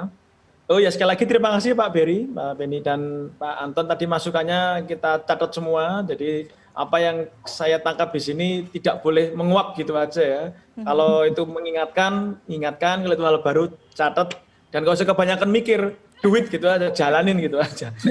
Mendingan jalan gitu ya Pak Anton, nanti kita beri tengah jalan, kita bikin forum pengarah vokasi dengan Pak Anton, kita juga bikin nanti forum pengarah vokasi di level provinsi. Pak Anton mengusulkan satu pengembangan peta jalan yang mirip dengan Jerman, ya bukan mirip lah, kita coba ekstrak beberapa best practice Jerman, Taiwan, Jepang, kita bikin Indonesia. Oke, langsung saya putuskan ini ada dana yang kita bisa pakai saja Pak, kita segera bikin, kita pokoknya intinya nggak usah kebanyakan mikir lah. Duit tapi kita bersama-sama jalannya dan kita koordinasikan dengan Bappenas, kita koordinasikan dengan Kemenaker, Kemenpri dan sebagainya. Mas Dava, begini Mas Dava, satu angkatan 1 tahun tadi Pak Anton sudah menyebutkan 2,5 juta anak setiap tahun masuk ke ke SD, ya. Mungkin sekitar 3 juta, saya agak lupa ya. Nah, ada sekitar mungkin 2,5 juta yang lulus SMA dan SMK. Nah, lulusan SMA tidak mungkin semuanya lanjut ke perguruan tinggi. Karena daya tampung perguruan tinggi Indonesia itu satu angkatan mungkin nggak nyampe 1 juta kalau nggak salah ya. Nanti kita cek lagi, mungkin 800.000 nggak 900.000. Sehingga ada sekitar 1,5 juta anak lulusan SMA dan SMK yang harus terserap di pasar kerja atau entrepreneurship. Nah, kebijakan Mas Menteri, ini bukan di bidang saya Mas Dava, ini di bidang Pak Dirjen lain, yaitu Pak Dirjen PAUD Dasar dan Menengah. Kebijakannya adalah SMA sebisa mungkin itu juga mendapatkan tambahan atau on top itu ada bonus skills vokasional yang praktikal, apakah itu animasi, tata boga, atau mungkin masak, atau mungkin komputer, sehingga apa? Kalau nanti tidak lanjut ke perguruan tinggi, maka kemampuan analytical digabung dengan kemampuan vokasional yang mungkin tidak terlalu banyak ya, karena cuma beberapa hari aja kan mendapatkan pelajaran vokasi, itu bisa bermanfaat untuk bekerja. Namun ketika nanti kuliah, mungkin itu akan membuka passion. Mungkin itu akan menambahkan kekuatan materi juga kalau nanti kuliah. Nah intinya, Mas Dava, kalaupun nanti Mas Dava mau kuliah, pilihlah tempat kuliah yang prodinya itu passion. Jangan ikut-ikutan. Tahu, 10 tahun lagi, profil pekerjaan Mas Dava itu apa kalau memilih prodi itu. Mau vokasi atau mau akademik, S1 silahkan. Mau D4 atau mau S1 silahkan. Yang penting passion. Mana yang passion itu dipilih. Dan itu akan Mas Dava yakini itulah masa depan Mas Dava dan cintailah bidang itu. Kalau itu vokasi, cintailah vokasi. Kalau itu vokasi, cintailah skills praktek itu. Kalau itu bukan vokasi, cintailah maka Mas Dava akan menjadi researcher atau mungkin ya kalau di S1 kan lebih karakternya kan lebih ke analytical ya. Kalau di vokasi kan hands on, karena kuliah di vokasi itu 60% praktek, Mbak. Di D4 itu 60% praktek, 40% teori. Kalau Mas Dava nanti nggak kuliah, maka bekerjalah dan kompeten. Oke, baik. Terima kasih Pak Wikan. Terima kasih Mas Dava. Saya beralih karena banyak pertanyaan lainnya yang sudah antri begitu. Saya ke Lili. Lili bisa bergabung bersama kami untuk bertanya langsung? Ya. Oke, silakan Mbak Lili sebutkan asal instansi dan langsung pertanyaan tujukan untuk siapa Mbak Lili? Kepada semua panelis, Mbak. Baik. Ya, Pak, saya Lili Muti Atul dari Jember. Tadi kan ada penjelasan mengenai kalau di Jerman tuh 70% siswanya melakukan praktek industri. Nah, kenyataannya di SMK yang saya tahu itu sarana prasarana untuk bisa mereka praktek industri itu kurang mencukupi, Pak. Nah, bagaimana sekolah itu harus menyikapi supaya mereka bisa mengikuti program magang industri dengan sarana prasarana yang ada. Terima kasih. Oke, baik. Agar gantian sebentar ya Pak Wikan, saya boleh ke Pak Anton dulu ya, baru ke Pak Wikan. Pak Anton merespon dulu apa yang disampaikan tadi. Mbak Elvira, memang ini kalau saya bisa katakan bahwa ini adalah masa transisi. Masa transisi dari 14.000 SMK yang sudah kita tidak usah ulang-ulangi, tapi faktanya seperti itu yang dikeluhkan oleh Mbak Lili. Nah sekarang ini begini, kalau kita tidak punya tempat praktek kerja, lantas ada yang namanya teaching factory, seperti ADMI Solo atau SMK di Kudus, karena kemampuan yayasan itu mendatangkan mesin-mesin yang canggih sesuai kompetensi yang diharapkan si mahasiswa maupun pelajar, itu cukup baik. Ya. Tapi bagi yang tidak ada dan tidak ada tempat praktek, memang jadi tanggung. Jadi tanggung karena kalau pemerintah harus mengisi 14.000 sekolah dengan kemampuan dan sesuai kompetensi masing-masing, saya kira dana pendidikan 400 triliun yang dipakai seluruh kementerian dan pendidikan ini tidak akan cukup. Nah, tetapi barangkali transisi ini itu yang barangkali Pak Wikan dengan kami nanti akan coba berpikir ya bagaimana meminimais damage yang akan terjadi lah kalau kita bisa katakan begitu. Karena memang kalau kita bicara vokasi berdiri di dua pilar tadi itu, sekolah dan bekerja atau bekerja dan sekolah. Nah, kenapa sebaiknya ada pelatihan di tempat industri? Karena begini, itu akan lebih efisien dan lebih murah. Kalau tidak, kalau kita datangkan mesin-mesin yang canggih, itu dalam perkembangan teknologi yang begitu cepat berubah, sekolah harus beli baru lagi. Tapi kalau ada di industri, itu adalah tanggung jawab industri itu sendiri. Dan dia juga mempersiapkan tenaga-tenaga terampil. Dan jangan lupa juga, kalau kita mulai masuk lebih dalam, kompetensi yang ada di SMK itu. Satu contoh SMK 26. SMK 26 difasilitasi oleh Econet Jerman untuk satu jurusan saja, satu kompetensi mekatronik, dikawinkan dengan 10 atau 10 lebih perusahaan-perusahaan Jerman yang besar-besar, Siemens, Bosch, Mercedes, dan lain-lain. Itu baru satu jurusan dan itu saya kira hanya untuk satu kelas atau mungkin maksimal 2 kelas. Nah, bagaimana jurusan yang lain? Ini memang begini, saya kira kita jangan kecil hati karena kita selalu ya ada yang menjadi permulaan ini kita harus tanggung. Tetapi dalam yang paling penting step ke depan ini sudah ada pembenaran atau pembenahan sehingga akan lebih baik. Saya kira ini menjadi keprihatinan kita semua bahwa tidak ada istilah terlambat, tapi marilah kita bangun bersama-sama dan ini kewajiban kami meyakinkan dunia industri bahwa vokasi ini adalah demi masa depan mereka sendiri. Oleh karena itu tolong maksimal juga ikut berpartisipasi mengambil bagian. Karena kalau bangsa kita SDM-nya yang kuat, itu pasti akan unggul dalam persaingan, otomatis ekonomi juga akan naik. Jadi Mbak Lili, saya kira nanti mungkin kalau ada yang memang ada di dekat-dekat situ ada pabrik, ya tolong melapor kepada Dikbud, nanti barangkali kita coba cari fasilitasi semaksimal mungkin. Oke, baik. Nah, sekarang saya baru ke Pak Wikan. Sengaja Pak, karena tadi Pak Anton ngasih bocoran bagaimana di Jerman. Nah, ternyata kalau... sudah menjawab dengan sangat komprehensif. Tapi saya tambahkan dikit, Mbak. Iya, sarana prasarana kita nih, Pak. Tambahkan dikit. Memang SMK itu sudah banyak yang kita bantu ya. Kan kita tadi saya sampaikan tahun ini aja kita luncurkan 3,5 triliun itu. Untuk apa? Untuk fasilitasi pembangunan SMK dan kampus vokasi. Tapi kan itu kurang. Dan memang menurut Pak Anton ya betul, ini transisi. Tapi paling tidak, sekarang kita sudah tahu apa yang harus kita lakukan. Salah satu caranya, tadi Pak Anton sudah sampaikan, kalau SMK Mbak Lili itu mampu untuk menikah dengan industri, maka praktek-praktek yang butuh mesin itu, yang di SMK belum ada, coba minta bantuan industri, boleh nggak dilakukan di industri? Menggunakan mesin-mesin industri. Nah, sehingga tidak harus SMK ini tiba-tiba harus beli mesin mahal. Karena kalau beli mesin mahal sekarang, 5 tahun lagi harus beli lagi loh, mesin itu berubah terus teknologinya.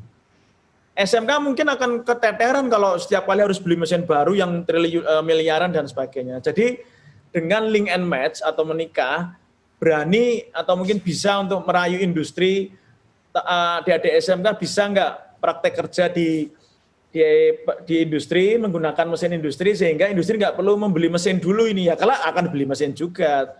Kita tetap tunggu giliran lah. Kita setiap tahun kan kita kembangkan sekitar berapa ya, 300 hingga 1.000 SMK kita danai itu tiap tahun. Tapi kan SMK kita ada 14.000 dan tetap persyaratan utamanya adalah SDM-nya dulu maju. Guru-guru SMK-nya dulu kompetensinya di agroindustri, kepala sekolahnya juga punya leadership, baru kita beri bantuan peralatan.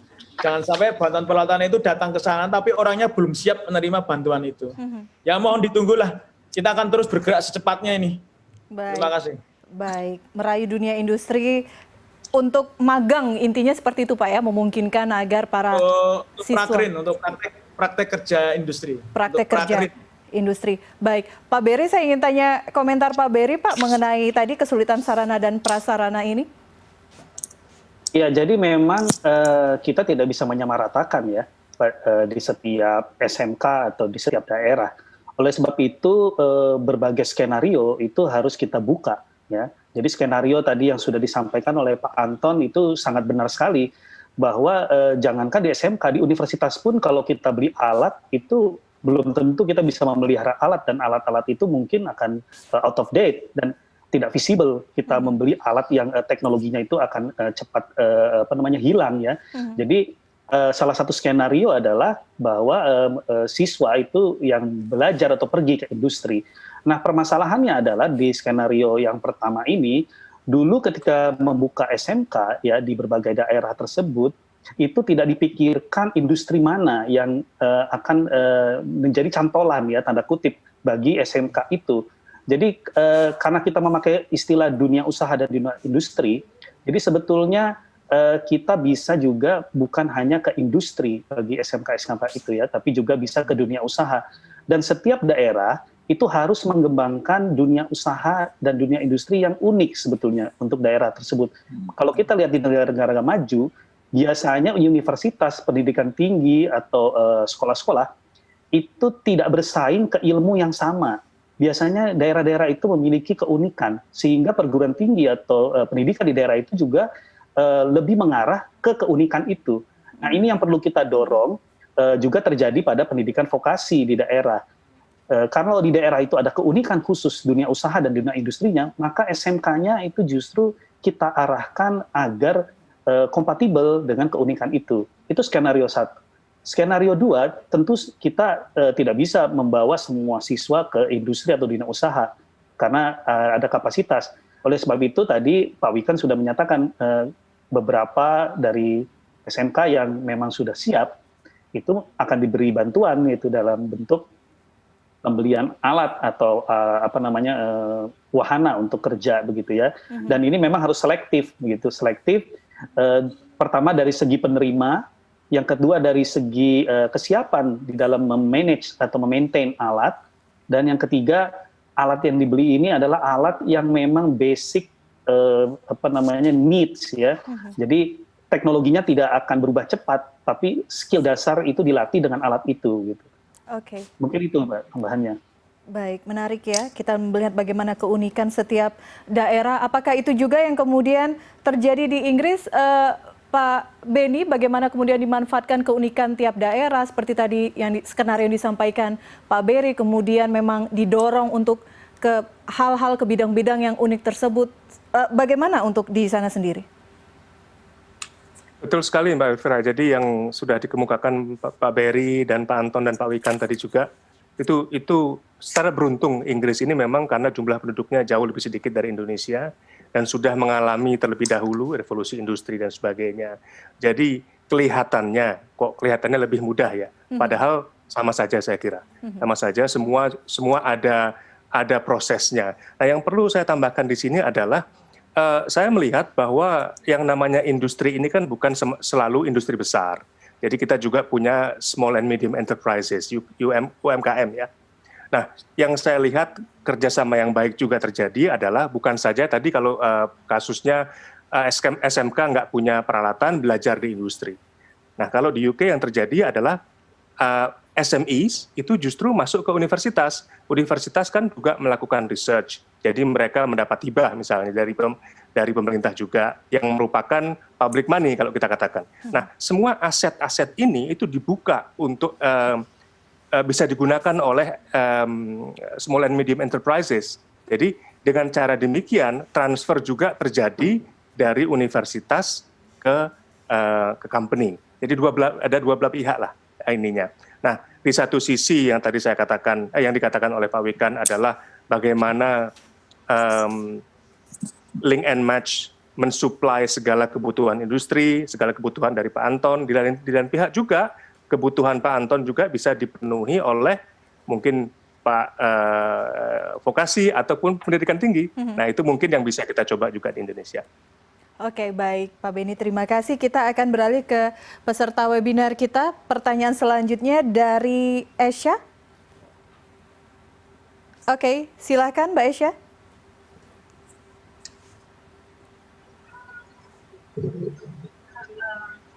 Halo.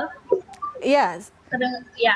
Oke, silakan Mbak Esya. Assalamualaikum warahmatullahi wabarakatuh. Selamat sore. Mohon maaf di Bogor sedang hujan, jadi sedang berisik. Perkenalkan, nama saya Esa. Saya mahasiswi dari Institut Bisnis Informatika Kesatuan Bogor.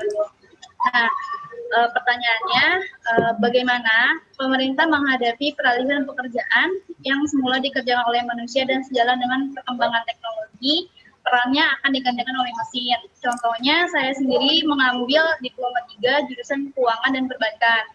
Saya di beberapa tahun ke depan ini, beberapa dosen saya mengatakan bahwa keuangan dan perbankan ini kurang memiliki masa depan yang bagus karena dalam beberapa tahun mungkin di bidang perbankan akan segera digantikan dengan teknologi digital sehingga tidak ada lagi pekerjaan teller, CS dan lain-lain.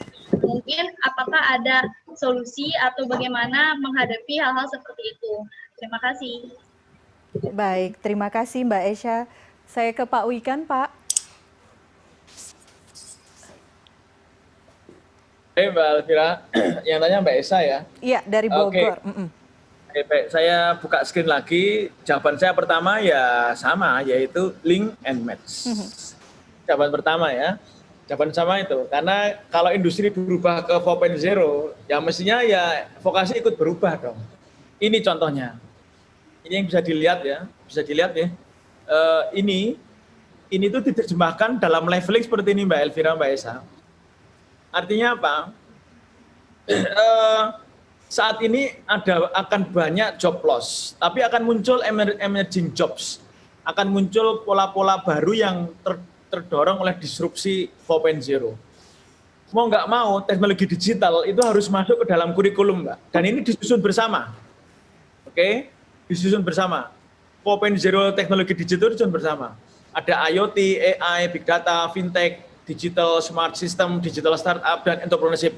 Ini tergantung prodinya masing-masing. Kalau prodi IT mungkin lebih syarat ya, tapi kalau prodi ekonomi, nah itu ngelihat bagaimana implementasinya. Kalau masuk kurikulum, ini yang nomor 1 ini, kurikulumnya, itu tuh bisa leveling ya. Apakah IT atau teknologi digital itu masuk, yang paling simpel aja deh, masuk ke konten silabus mata kuliah. Atau lebih tinggi lagi, dosen tamu untuk kuliah umum. Atau lebih tinggi lagi, silabus mata kuliahnya dibuat khusus bersama industri, silabus ini. Yang penting bersama industri. Atau bikin proyek-proyek terapan di kampus. Atau jadikan mata kuliah pilihan. Atau mungkin buat mata kuliah wajib, ya bersama industri juga. Atau mungkin jadi keminatan, kalau dirasa misalnya prodinya itu prodi yang IT ya, bisa naik ke keminatan atau bikin prodi bersama, prodi tematik dibikin bersama dengan industri. Nah, ini yang kita lakukan untuk mendorong 4.0 itu jangan sampai mendisrupsi lulusan kita. Otomatis kurikulum, dosen-dosennya, materi pembelajaran, delivery metodenya, dan strategi tadi levelingnya mau sejauh mana masuk. 4.0 digital teknologi itu harus kita sikapi secepat-cepatnya karena itulah disruption itu ada di situ. We have to disrupt, otherwise we got disrupt. Oke, baik. Memang salah satu isu yang juga suatu keniscayaan katanya begitu Pak Wikan ya, disrupsi ini. Saya ke Pak Anton. Pak Anton, ada kekhawatiran bahwa bagaimana tenaga kerja kita, SDM kita kemudian digantikan perannya oleh teknologi. Itu kekhawatiran yang saat ini sedang dirasakan oleh Mbak Esya. Bagaimana di dunia industri dan di dunia usaha, Pak Anton? Mbak Elvira, kalau saya ikuti pengamatan dari Pak Prasetyan Toko, beliau beberapa kali menulis di Kompas bahwa COVID ini akan membuat kita akan lebih tergantung kepada teknologi.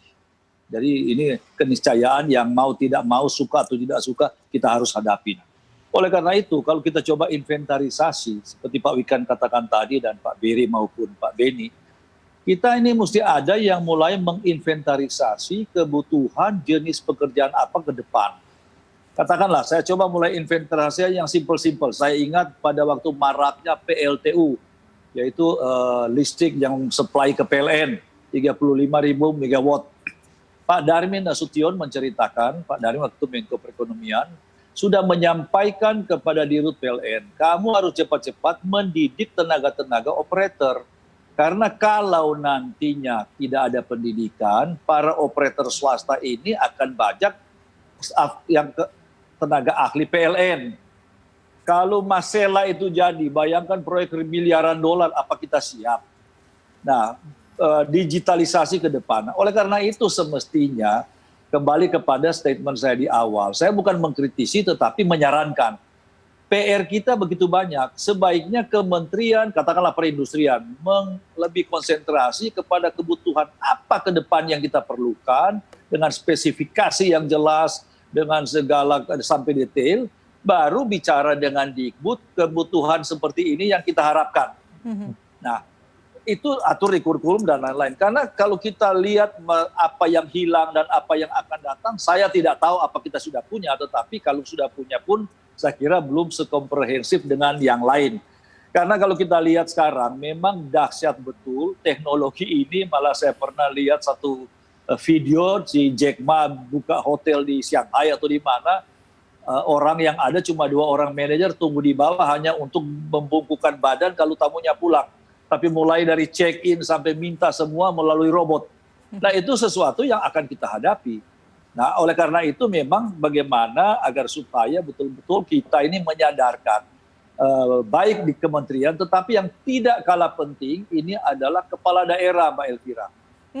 Kepala daerah harus mempunyai satu pemahaman bahwa tugas utama dari pemerintah dan pemerintah daerah adalah menghapuskan kemiskinan dan mensejahterakan rakyatnya.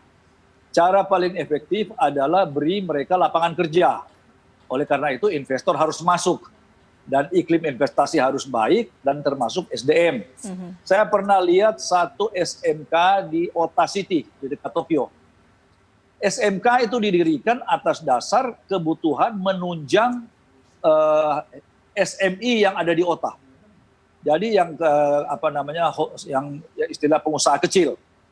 Jadi sekarang SMK yang ada katakanlah ya, di Papua, kita lihat potensi daerah apa. Nah, kepala daerah ini harus berperan. Jadi jangan cuma Dirjen Vokasi, Menteri Pendidikan, Menteri Perindustrian, tapi bagaimana gerakan nasional itu sampai ke daerah sehingga masing-masing mempetakan diri. Kalau di Jember potensinya apa? Kalau ternyata Jember potensinya pertanian, barangkali SMK di sana lebih baik didedicated untuk pertanian sehingga mereka ada tempat untuk praktek. Tetapi yang nanti diatur lagi dengan cara yang lebih benar. Nah, ini memang masa transisi, jadi memang memerlukan kepemimpinan yang katakanlah mudah-mudahan pembicaraan ini bisa didengar dengan bisa diterima secara baik. Jangan juga salah paham karena kita semua ini berpikir demi kepentingan kemajuan bangsa kita. Saya ingat betul statement Pak Daud Yusuf bahwa beliau pada waktu kita masuk era globalisasi tahun saya lupa 1980 atau berapa, Pak Daud mengatakan begini, globalisasi ini bagi bangsa yang tidak punya ilmu pengetahuan ini akan menjadi benalu di dalam globalisasi karena kita tidak mempersiapkan SDM yang baik. Akhirnya apa ya, kita kirim saja tenaga tidak terampil. Sekarang saja Jepang membutuhkan yang namanya SSW, Specified Skill Worker, 345.000 orang pekerja. Kalau dulu tidak boleh bekerja, harus magang, sekarang bisa bekerja. Sudah 1 tahun, kita ini lewat, hampir tidak ada yang kita manfaatkan. Padahal kalau kita bisa ambil 20% saja, 70.000 tenaga kerja terampil kita kirim, itu berapa banyak devisa yang kita bisa dapatkan. Nah, seperti inilah Mbak, memang PR kita masih banyak, tidak akan selesai 1 hari, tapi ya barangkali seperti Pak Wikan bilang, ya tolong ini dicatat, mungkin dilaksanakan 2 tahun kemudian, tidak apa-apa. Yang penting kita urutkan skala prioritas dulu lah. Tapi bahwa ini menjadi target kita. Oke, baik. Saya ke Pak Beni. Pak Beni, era disrupsi, kita agak bergeser sedikit ini ketika berbicara mengenai inovasi, mau tidak mau kita harus juga siap dengan era disrupsi. Bagaimana kemudian ini kita jadikan sebagai peluang begitu untuk maju dan berkembang dan bukan menimbulkan kekhawatiran?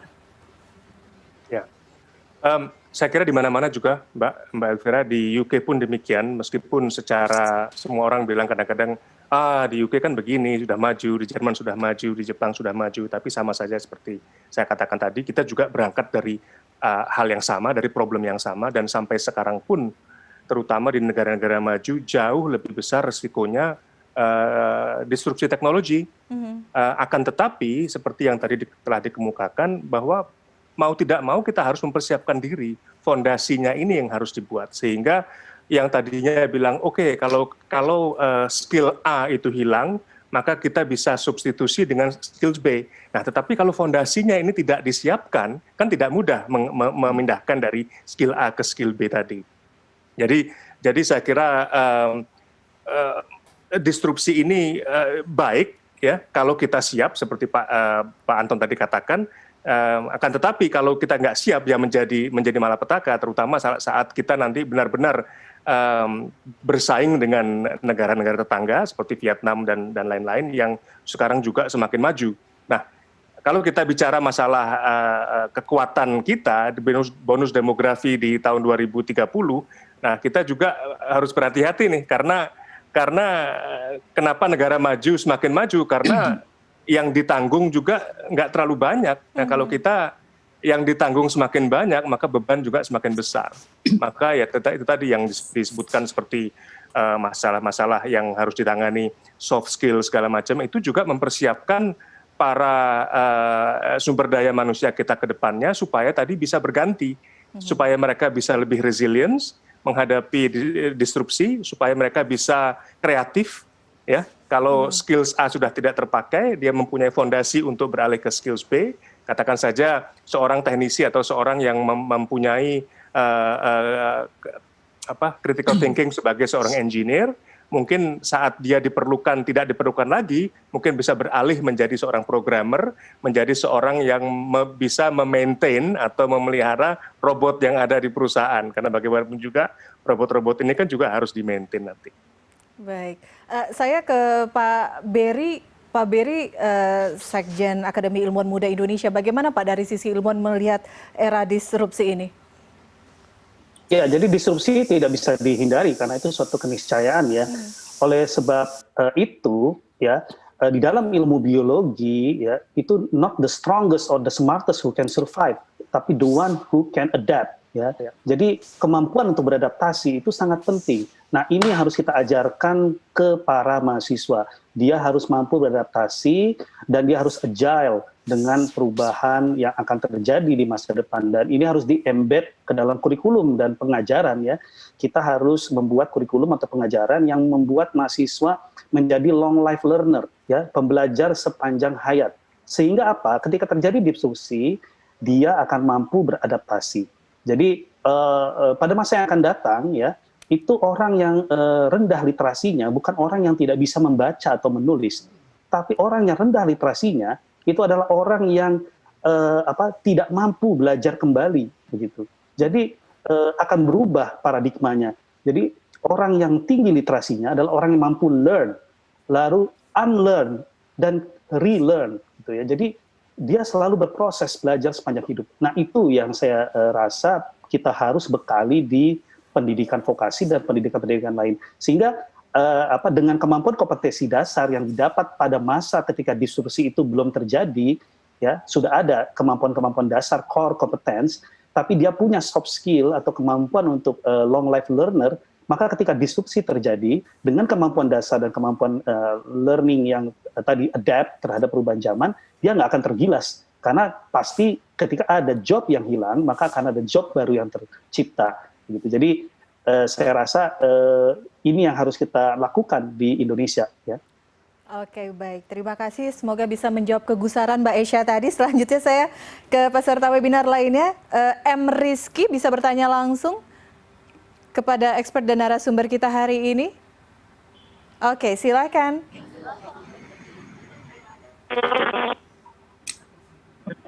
Benar, Kak. Oke, Rizky. Halo. Halo. Silahkan langsung dengan pertanyaannya. Ya. Perkenalkan, nama saya Muhammad Rizky Darmawan. Saya dari UNY. Saya mau bertanya untuk bagaimana implementasi kebijakan spektrum keahlian untuk menjawab tantangan inovasi pada pendidikan vokasi di Indonesia. Mungkin ditunjukkan untuk semua pembicara. Gitu aja. Terima kasih. Oke, baik. Saya ke Pak Wikan terlebih dahulu. Pak Wikan, silakan. Mohon maaf, pertanyaan tadi kurang jelas apa? Oke, saya ulangi ya. Saya sambil baca juga pertanyaannya tadi dari Rizky. Izin bertanya untuk semua narasumber hari ini, bagaimana implementasi kebijakan spektrum keahlian terhadap inovasi pada pendidikan vokasi di Indonesia? Sebentar.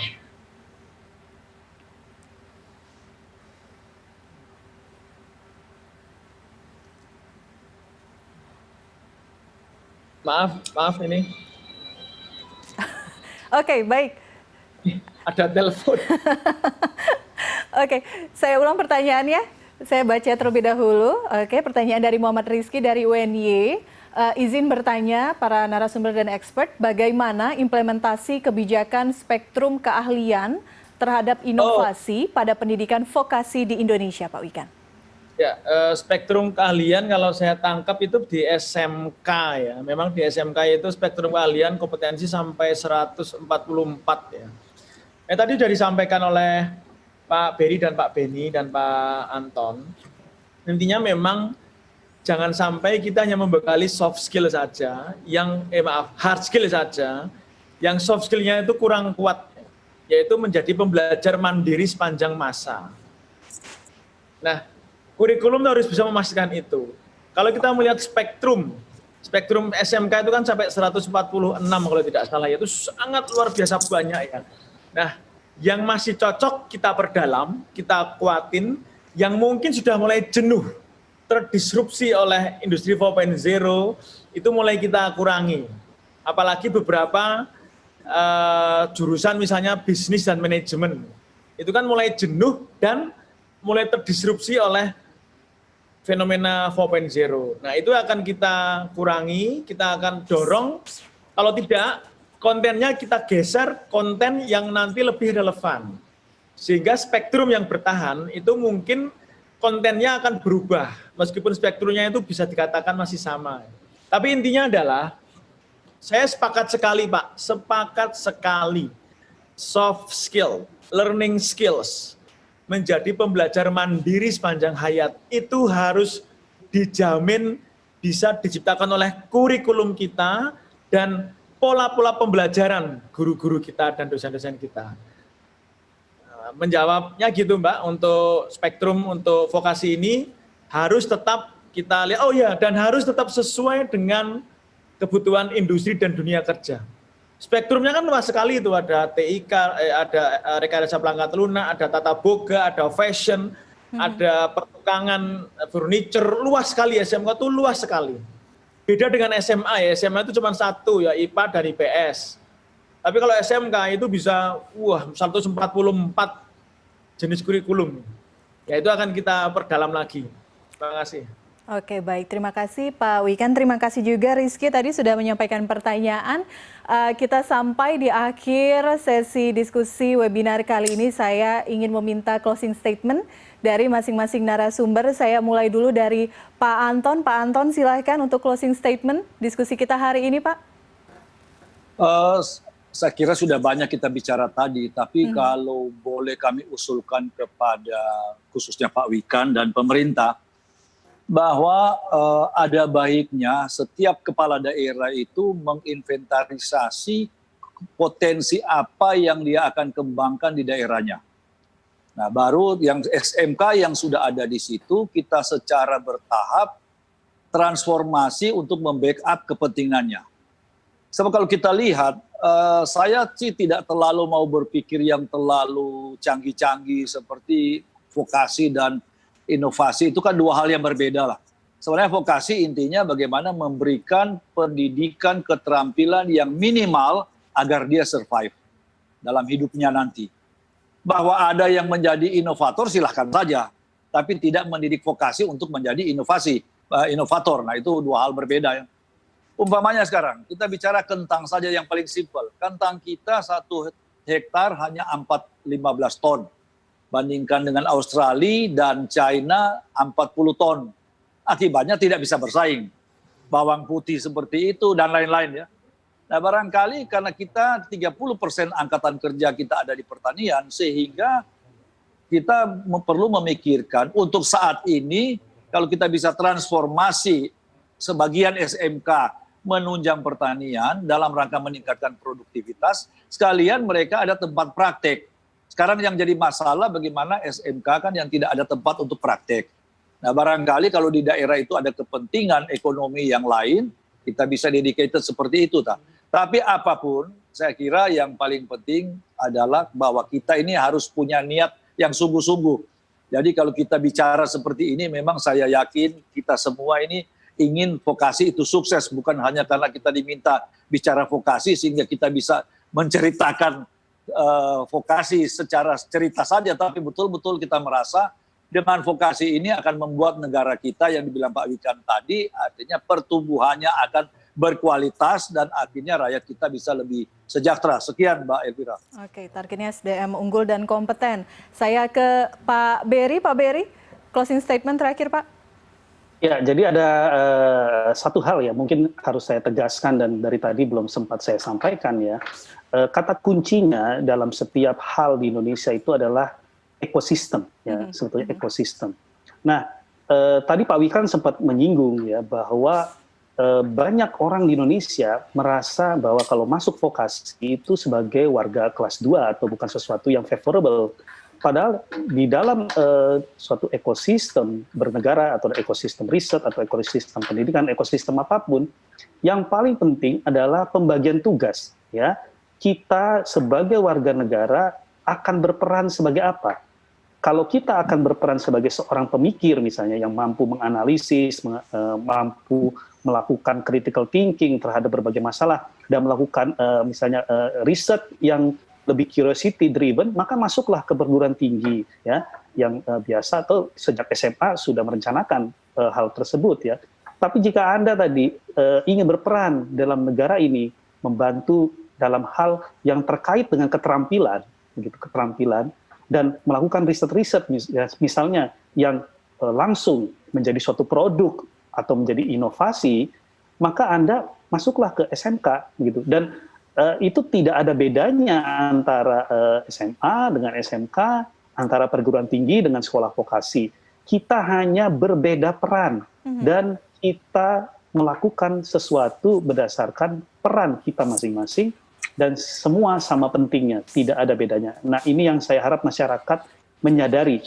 Bahkan jika tidak masuk perguruan tinggi atau sekolah vokasi pun, ya, tapi dia menjadi warga negara yang baik, walaupun tidak sekolah tinggi, dia sudah melakukan peran di dalam masyarakat. Nah ini yang harus para guru di pendidikan usia dini ikut ambil bagian, karena kami-kami ini yang berada di perguruan tinggi mendapatkan input yang sudah jadi dari para teman-teman atau rekan-rekan di pendidikan usia dini. Jadilah guru yang menghargai semua potensi dari siswa. Siswa jangan diukur hanya dengan satu indikator.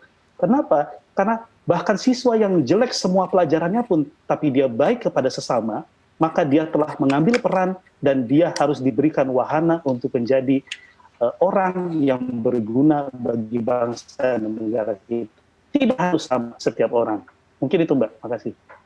Baik, senang sekali mendapatkan pencerahan seperti itu, hargai peran dan potensi masing-masing siswa didik kita ya Pak Berry. Selanjutnya closing statement dari Pak Benny, silakan Pak.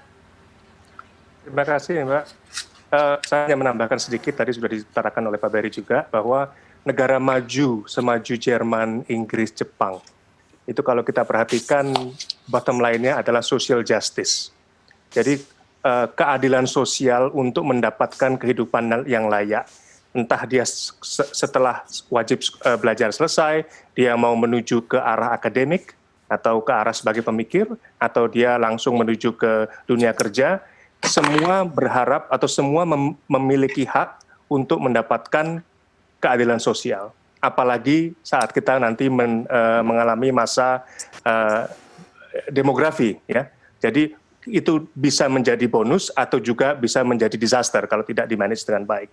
Jadi mumpung ada teman-teman di sini juga, saya juga berharap kepada pemerintah, khususnya Pak Wikan di sini, bahwa program-program yang sudah bagus, saya kira planning dan segala yang sudah diutarakan sangat bagus dan sangat merepresentasikan apa yang sudah dilakukan negara-negara maju.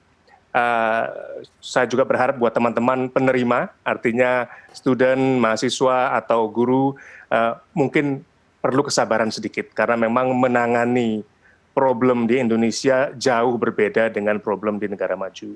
Cuman kita tidak boleh berhenti sampai di sini, karena apapun yang terjadi, disrupsi itu akan semakin maju, persaingan semakin besar. Kalau kita bisa memanage sumber daya yang sangat baik di kemudian hari, bonus demografinya adalah kita bisa bersaing di luar negeri. Kita bukan hanya mencukupi, memenuhi kebutuhan dalam negeri, tapi kita ambil peluang yang ada di luar negeri. Negara-negara tetangga juga berkembang kok, dan mereka juga membutuhkan ekspertis kita. Dan yang terakhir adalah tentunya mindset yang adaptif, mindset yang resilience, mindset yang selalu ingin belajar dan ingin curiosity yang lebih besar, yang berujung pada inovasi, baik berupa inovasi produk atau inovasi proses. Nah, ini semuanya akan bisa terjadi kalau kita mempunyai skills yang sesuai. Oke, Pak Beni, terima kasih. Sebagai penutup, saya ke Pak Wikan. Save the best for last, Pak. Begitu banyak dukungan, semangatnya sudah satu suara. Bagaimana kemudian memastikan pemerintah berada on the right track saat ini dan juga pendidikan vokasi ini bisa menjawab tantangan inovasi ke depannya, Pak Wikan? Closing statement Anda silahkan. Ya, terima kasih. Ya, intinya kita kerjakan bersama lah, we do together. Selama kita bersama-sama, pasti kita akan bisa melalui segala kesulitan dan tantangan. Saya justru akan bukan sekedar ya, cukup ingin menanggapi beberapa masukan dari para narasumber. Jadi yang dimaksud Pak Anton itu, Mbak, SMK itu tuh di bawah langsung pemerintah provinsi, Mbak. Itulah tadi disampaikan oleh Pak Anton. Kenapa SMK itu harus berbasis local wisdom, kebutuhan lokal. Kalau di sana pariwisata yang dibutuhkan ya SMK pariwisata. Kalau di Batam, nah itu macam-macam industrinya banyak. Sehingga kami Kemendikbud itu ibarat kakek, Mbak, eyang. Jadi kakek itu kami. Kalau bapak ibu langsungnya itu pemerintah provinsi, itu yang langsung mengembangkan SMK di masing-masing provinsi. Namun untuk kampus vokasi, perguruan tinggi vokasi, politeknik, universitas yang punya diploma, itu langsung di bawah Kemendikbud. Jadi itu anak kami langsung. Nah itu yang disampaikan Pak Anton, setuju sekali Pak, SMK itu seharusnya memang berbasis local wisdom, kebutuhan lokal, dan tapi tetap bisa menggejala global. Masukan dari Pak Beni betul juga. Saat ini kami sedang memacu SMK program kesehatan itu agar bisa mengirim TKI, nurse atau perawat-perawat ke Jepang, ke Hong Kong, ke Korea dan sebagainya. Itu akan menjadi devisa yang luar biasa. Dan di situ SMK itu nanti akan benar-benar diajarkan untuk survival ability, mindset. Kemudian kita juga harus sepakat Pak, bakat potensi itu benar-benar harus dihargai. Saya sepakat sekali Pak Beri, kurikulum SMK itu memang harus menghargai bakat itu sekecil apapun. Karena manusia dilahirkan berbeda, meskipun ya, tadi disampaikan oleh Pak Anton, SMK itu tetap spektrumnya jelas. Kalau masuk ke SMK IT, ya dia harus bisa IT. Tetapi tetap ada soft skill ya yang harus diampu oleh kurikulum itu tadi. Mungkin untuk gabungan Pak Anton dan Pak Beri, saya sepakat Pak Anton, anak-anak SMK atau training vokasi itu lulus langsung jadi tenaga kerja, ya. Lulusan D1, D2 itu jadi tenaga kerja teknisi langsung. Lulusan D4 itu juga jadi tenaga kerja tapi lebih ke supervisor. Nah, sedikit dari lulusan D4 plus S2 terapan mungkin bisa mengarah menjadi inventor, Pak. Jadi untuk inventor itu nanti di S2 terapan atau S3 terapan. Jadi magister terapan, magister vokasi atau dokter vokasi itu mengarah ke inventor. Karena bangsa ini sudah terlalu sering mengimpor, padahal kita bisa bikin sendiri. kita bukan generasi inventor kalau kita tidak menciptakan alat-alat itu dari vokasi berkolaborasi dengan pendidikan akademik S1, S2, S3. Mereka yang mikir, kita yang menghilirisasi riset menjadi riset produk terapan atau prototype. Tapi saya sepakat vokasi sebagian besar itu untuk bekerja, iya, tapi bisa sebagian untuk menjadi inventor. Kemudian saya pikir itu yang bisa saya sampaikan untuk untuk sebagai closing. Semoga kita akan semakin kompak, istilahnya Pak Beri tadi, kita harus menjadi ekosistem yang saling mengisi. Total football boleh, tapi tetap saling mengisi, jangan semuanya kiper, jangan semuanya striker. Ya. Kita akan kompak dan kita pasti bisa, insya Allah seperti itu. Tapi semoga tidak lama lah, kekompakan ini harus menciptakan sesuatu yang signifikan untuk bangsa ini. Semoga tidak terlalu lama. Insya Allah, terima kasih. Oke, baik. Terima kasih Pak Wikan, Pak Anton, Pak Beni, dan Pak Beri pencerahannya untuk hari ini. Dan demikian webinar CNN Indonesia bekerja sama dengan Direktorat Kemitraan dan Penyelarasan Dunia Usaha dan Dunia Industri di bawah Direktorat Jenderal Pendidikan Vokasi Kementerian Pendidikan dan Kebudayaan Republik Indonesia. Semoga diskusi kita hingga petang hari ini memberikan insight yang bermanfaat bagi kita semua untuk sama-sama memberikan dukungan kemajuan bagi vokasi dalam menjawab tantangan inovasi. Terima kasih juga bagi para narasumber saya dan expert yang sudah hadir dan memberikan perspektif yang berbeda, dan juga terima kasih bagi Anda peserta webinar yang sudah aktif berpartisipasi dalam webinar kali ini. Saya Elvira Karunisa, kita jumpa lagi di lain kesempatan. Selamat sore dan sampai jumpa.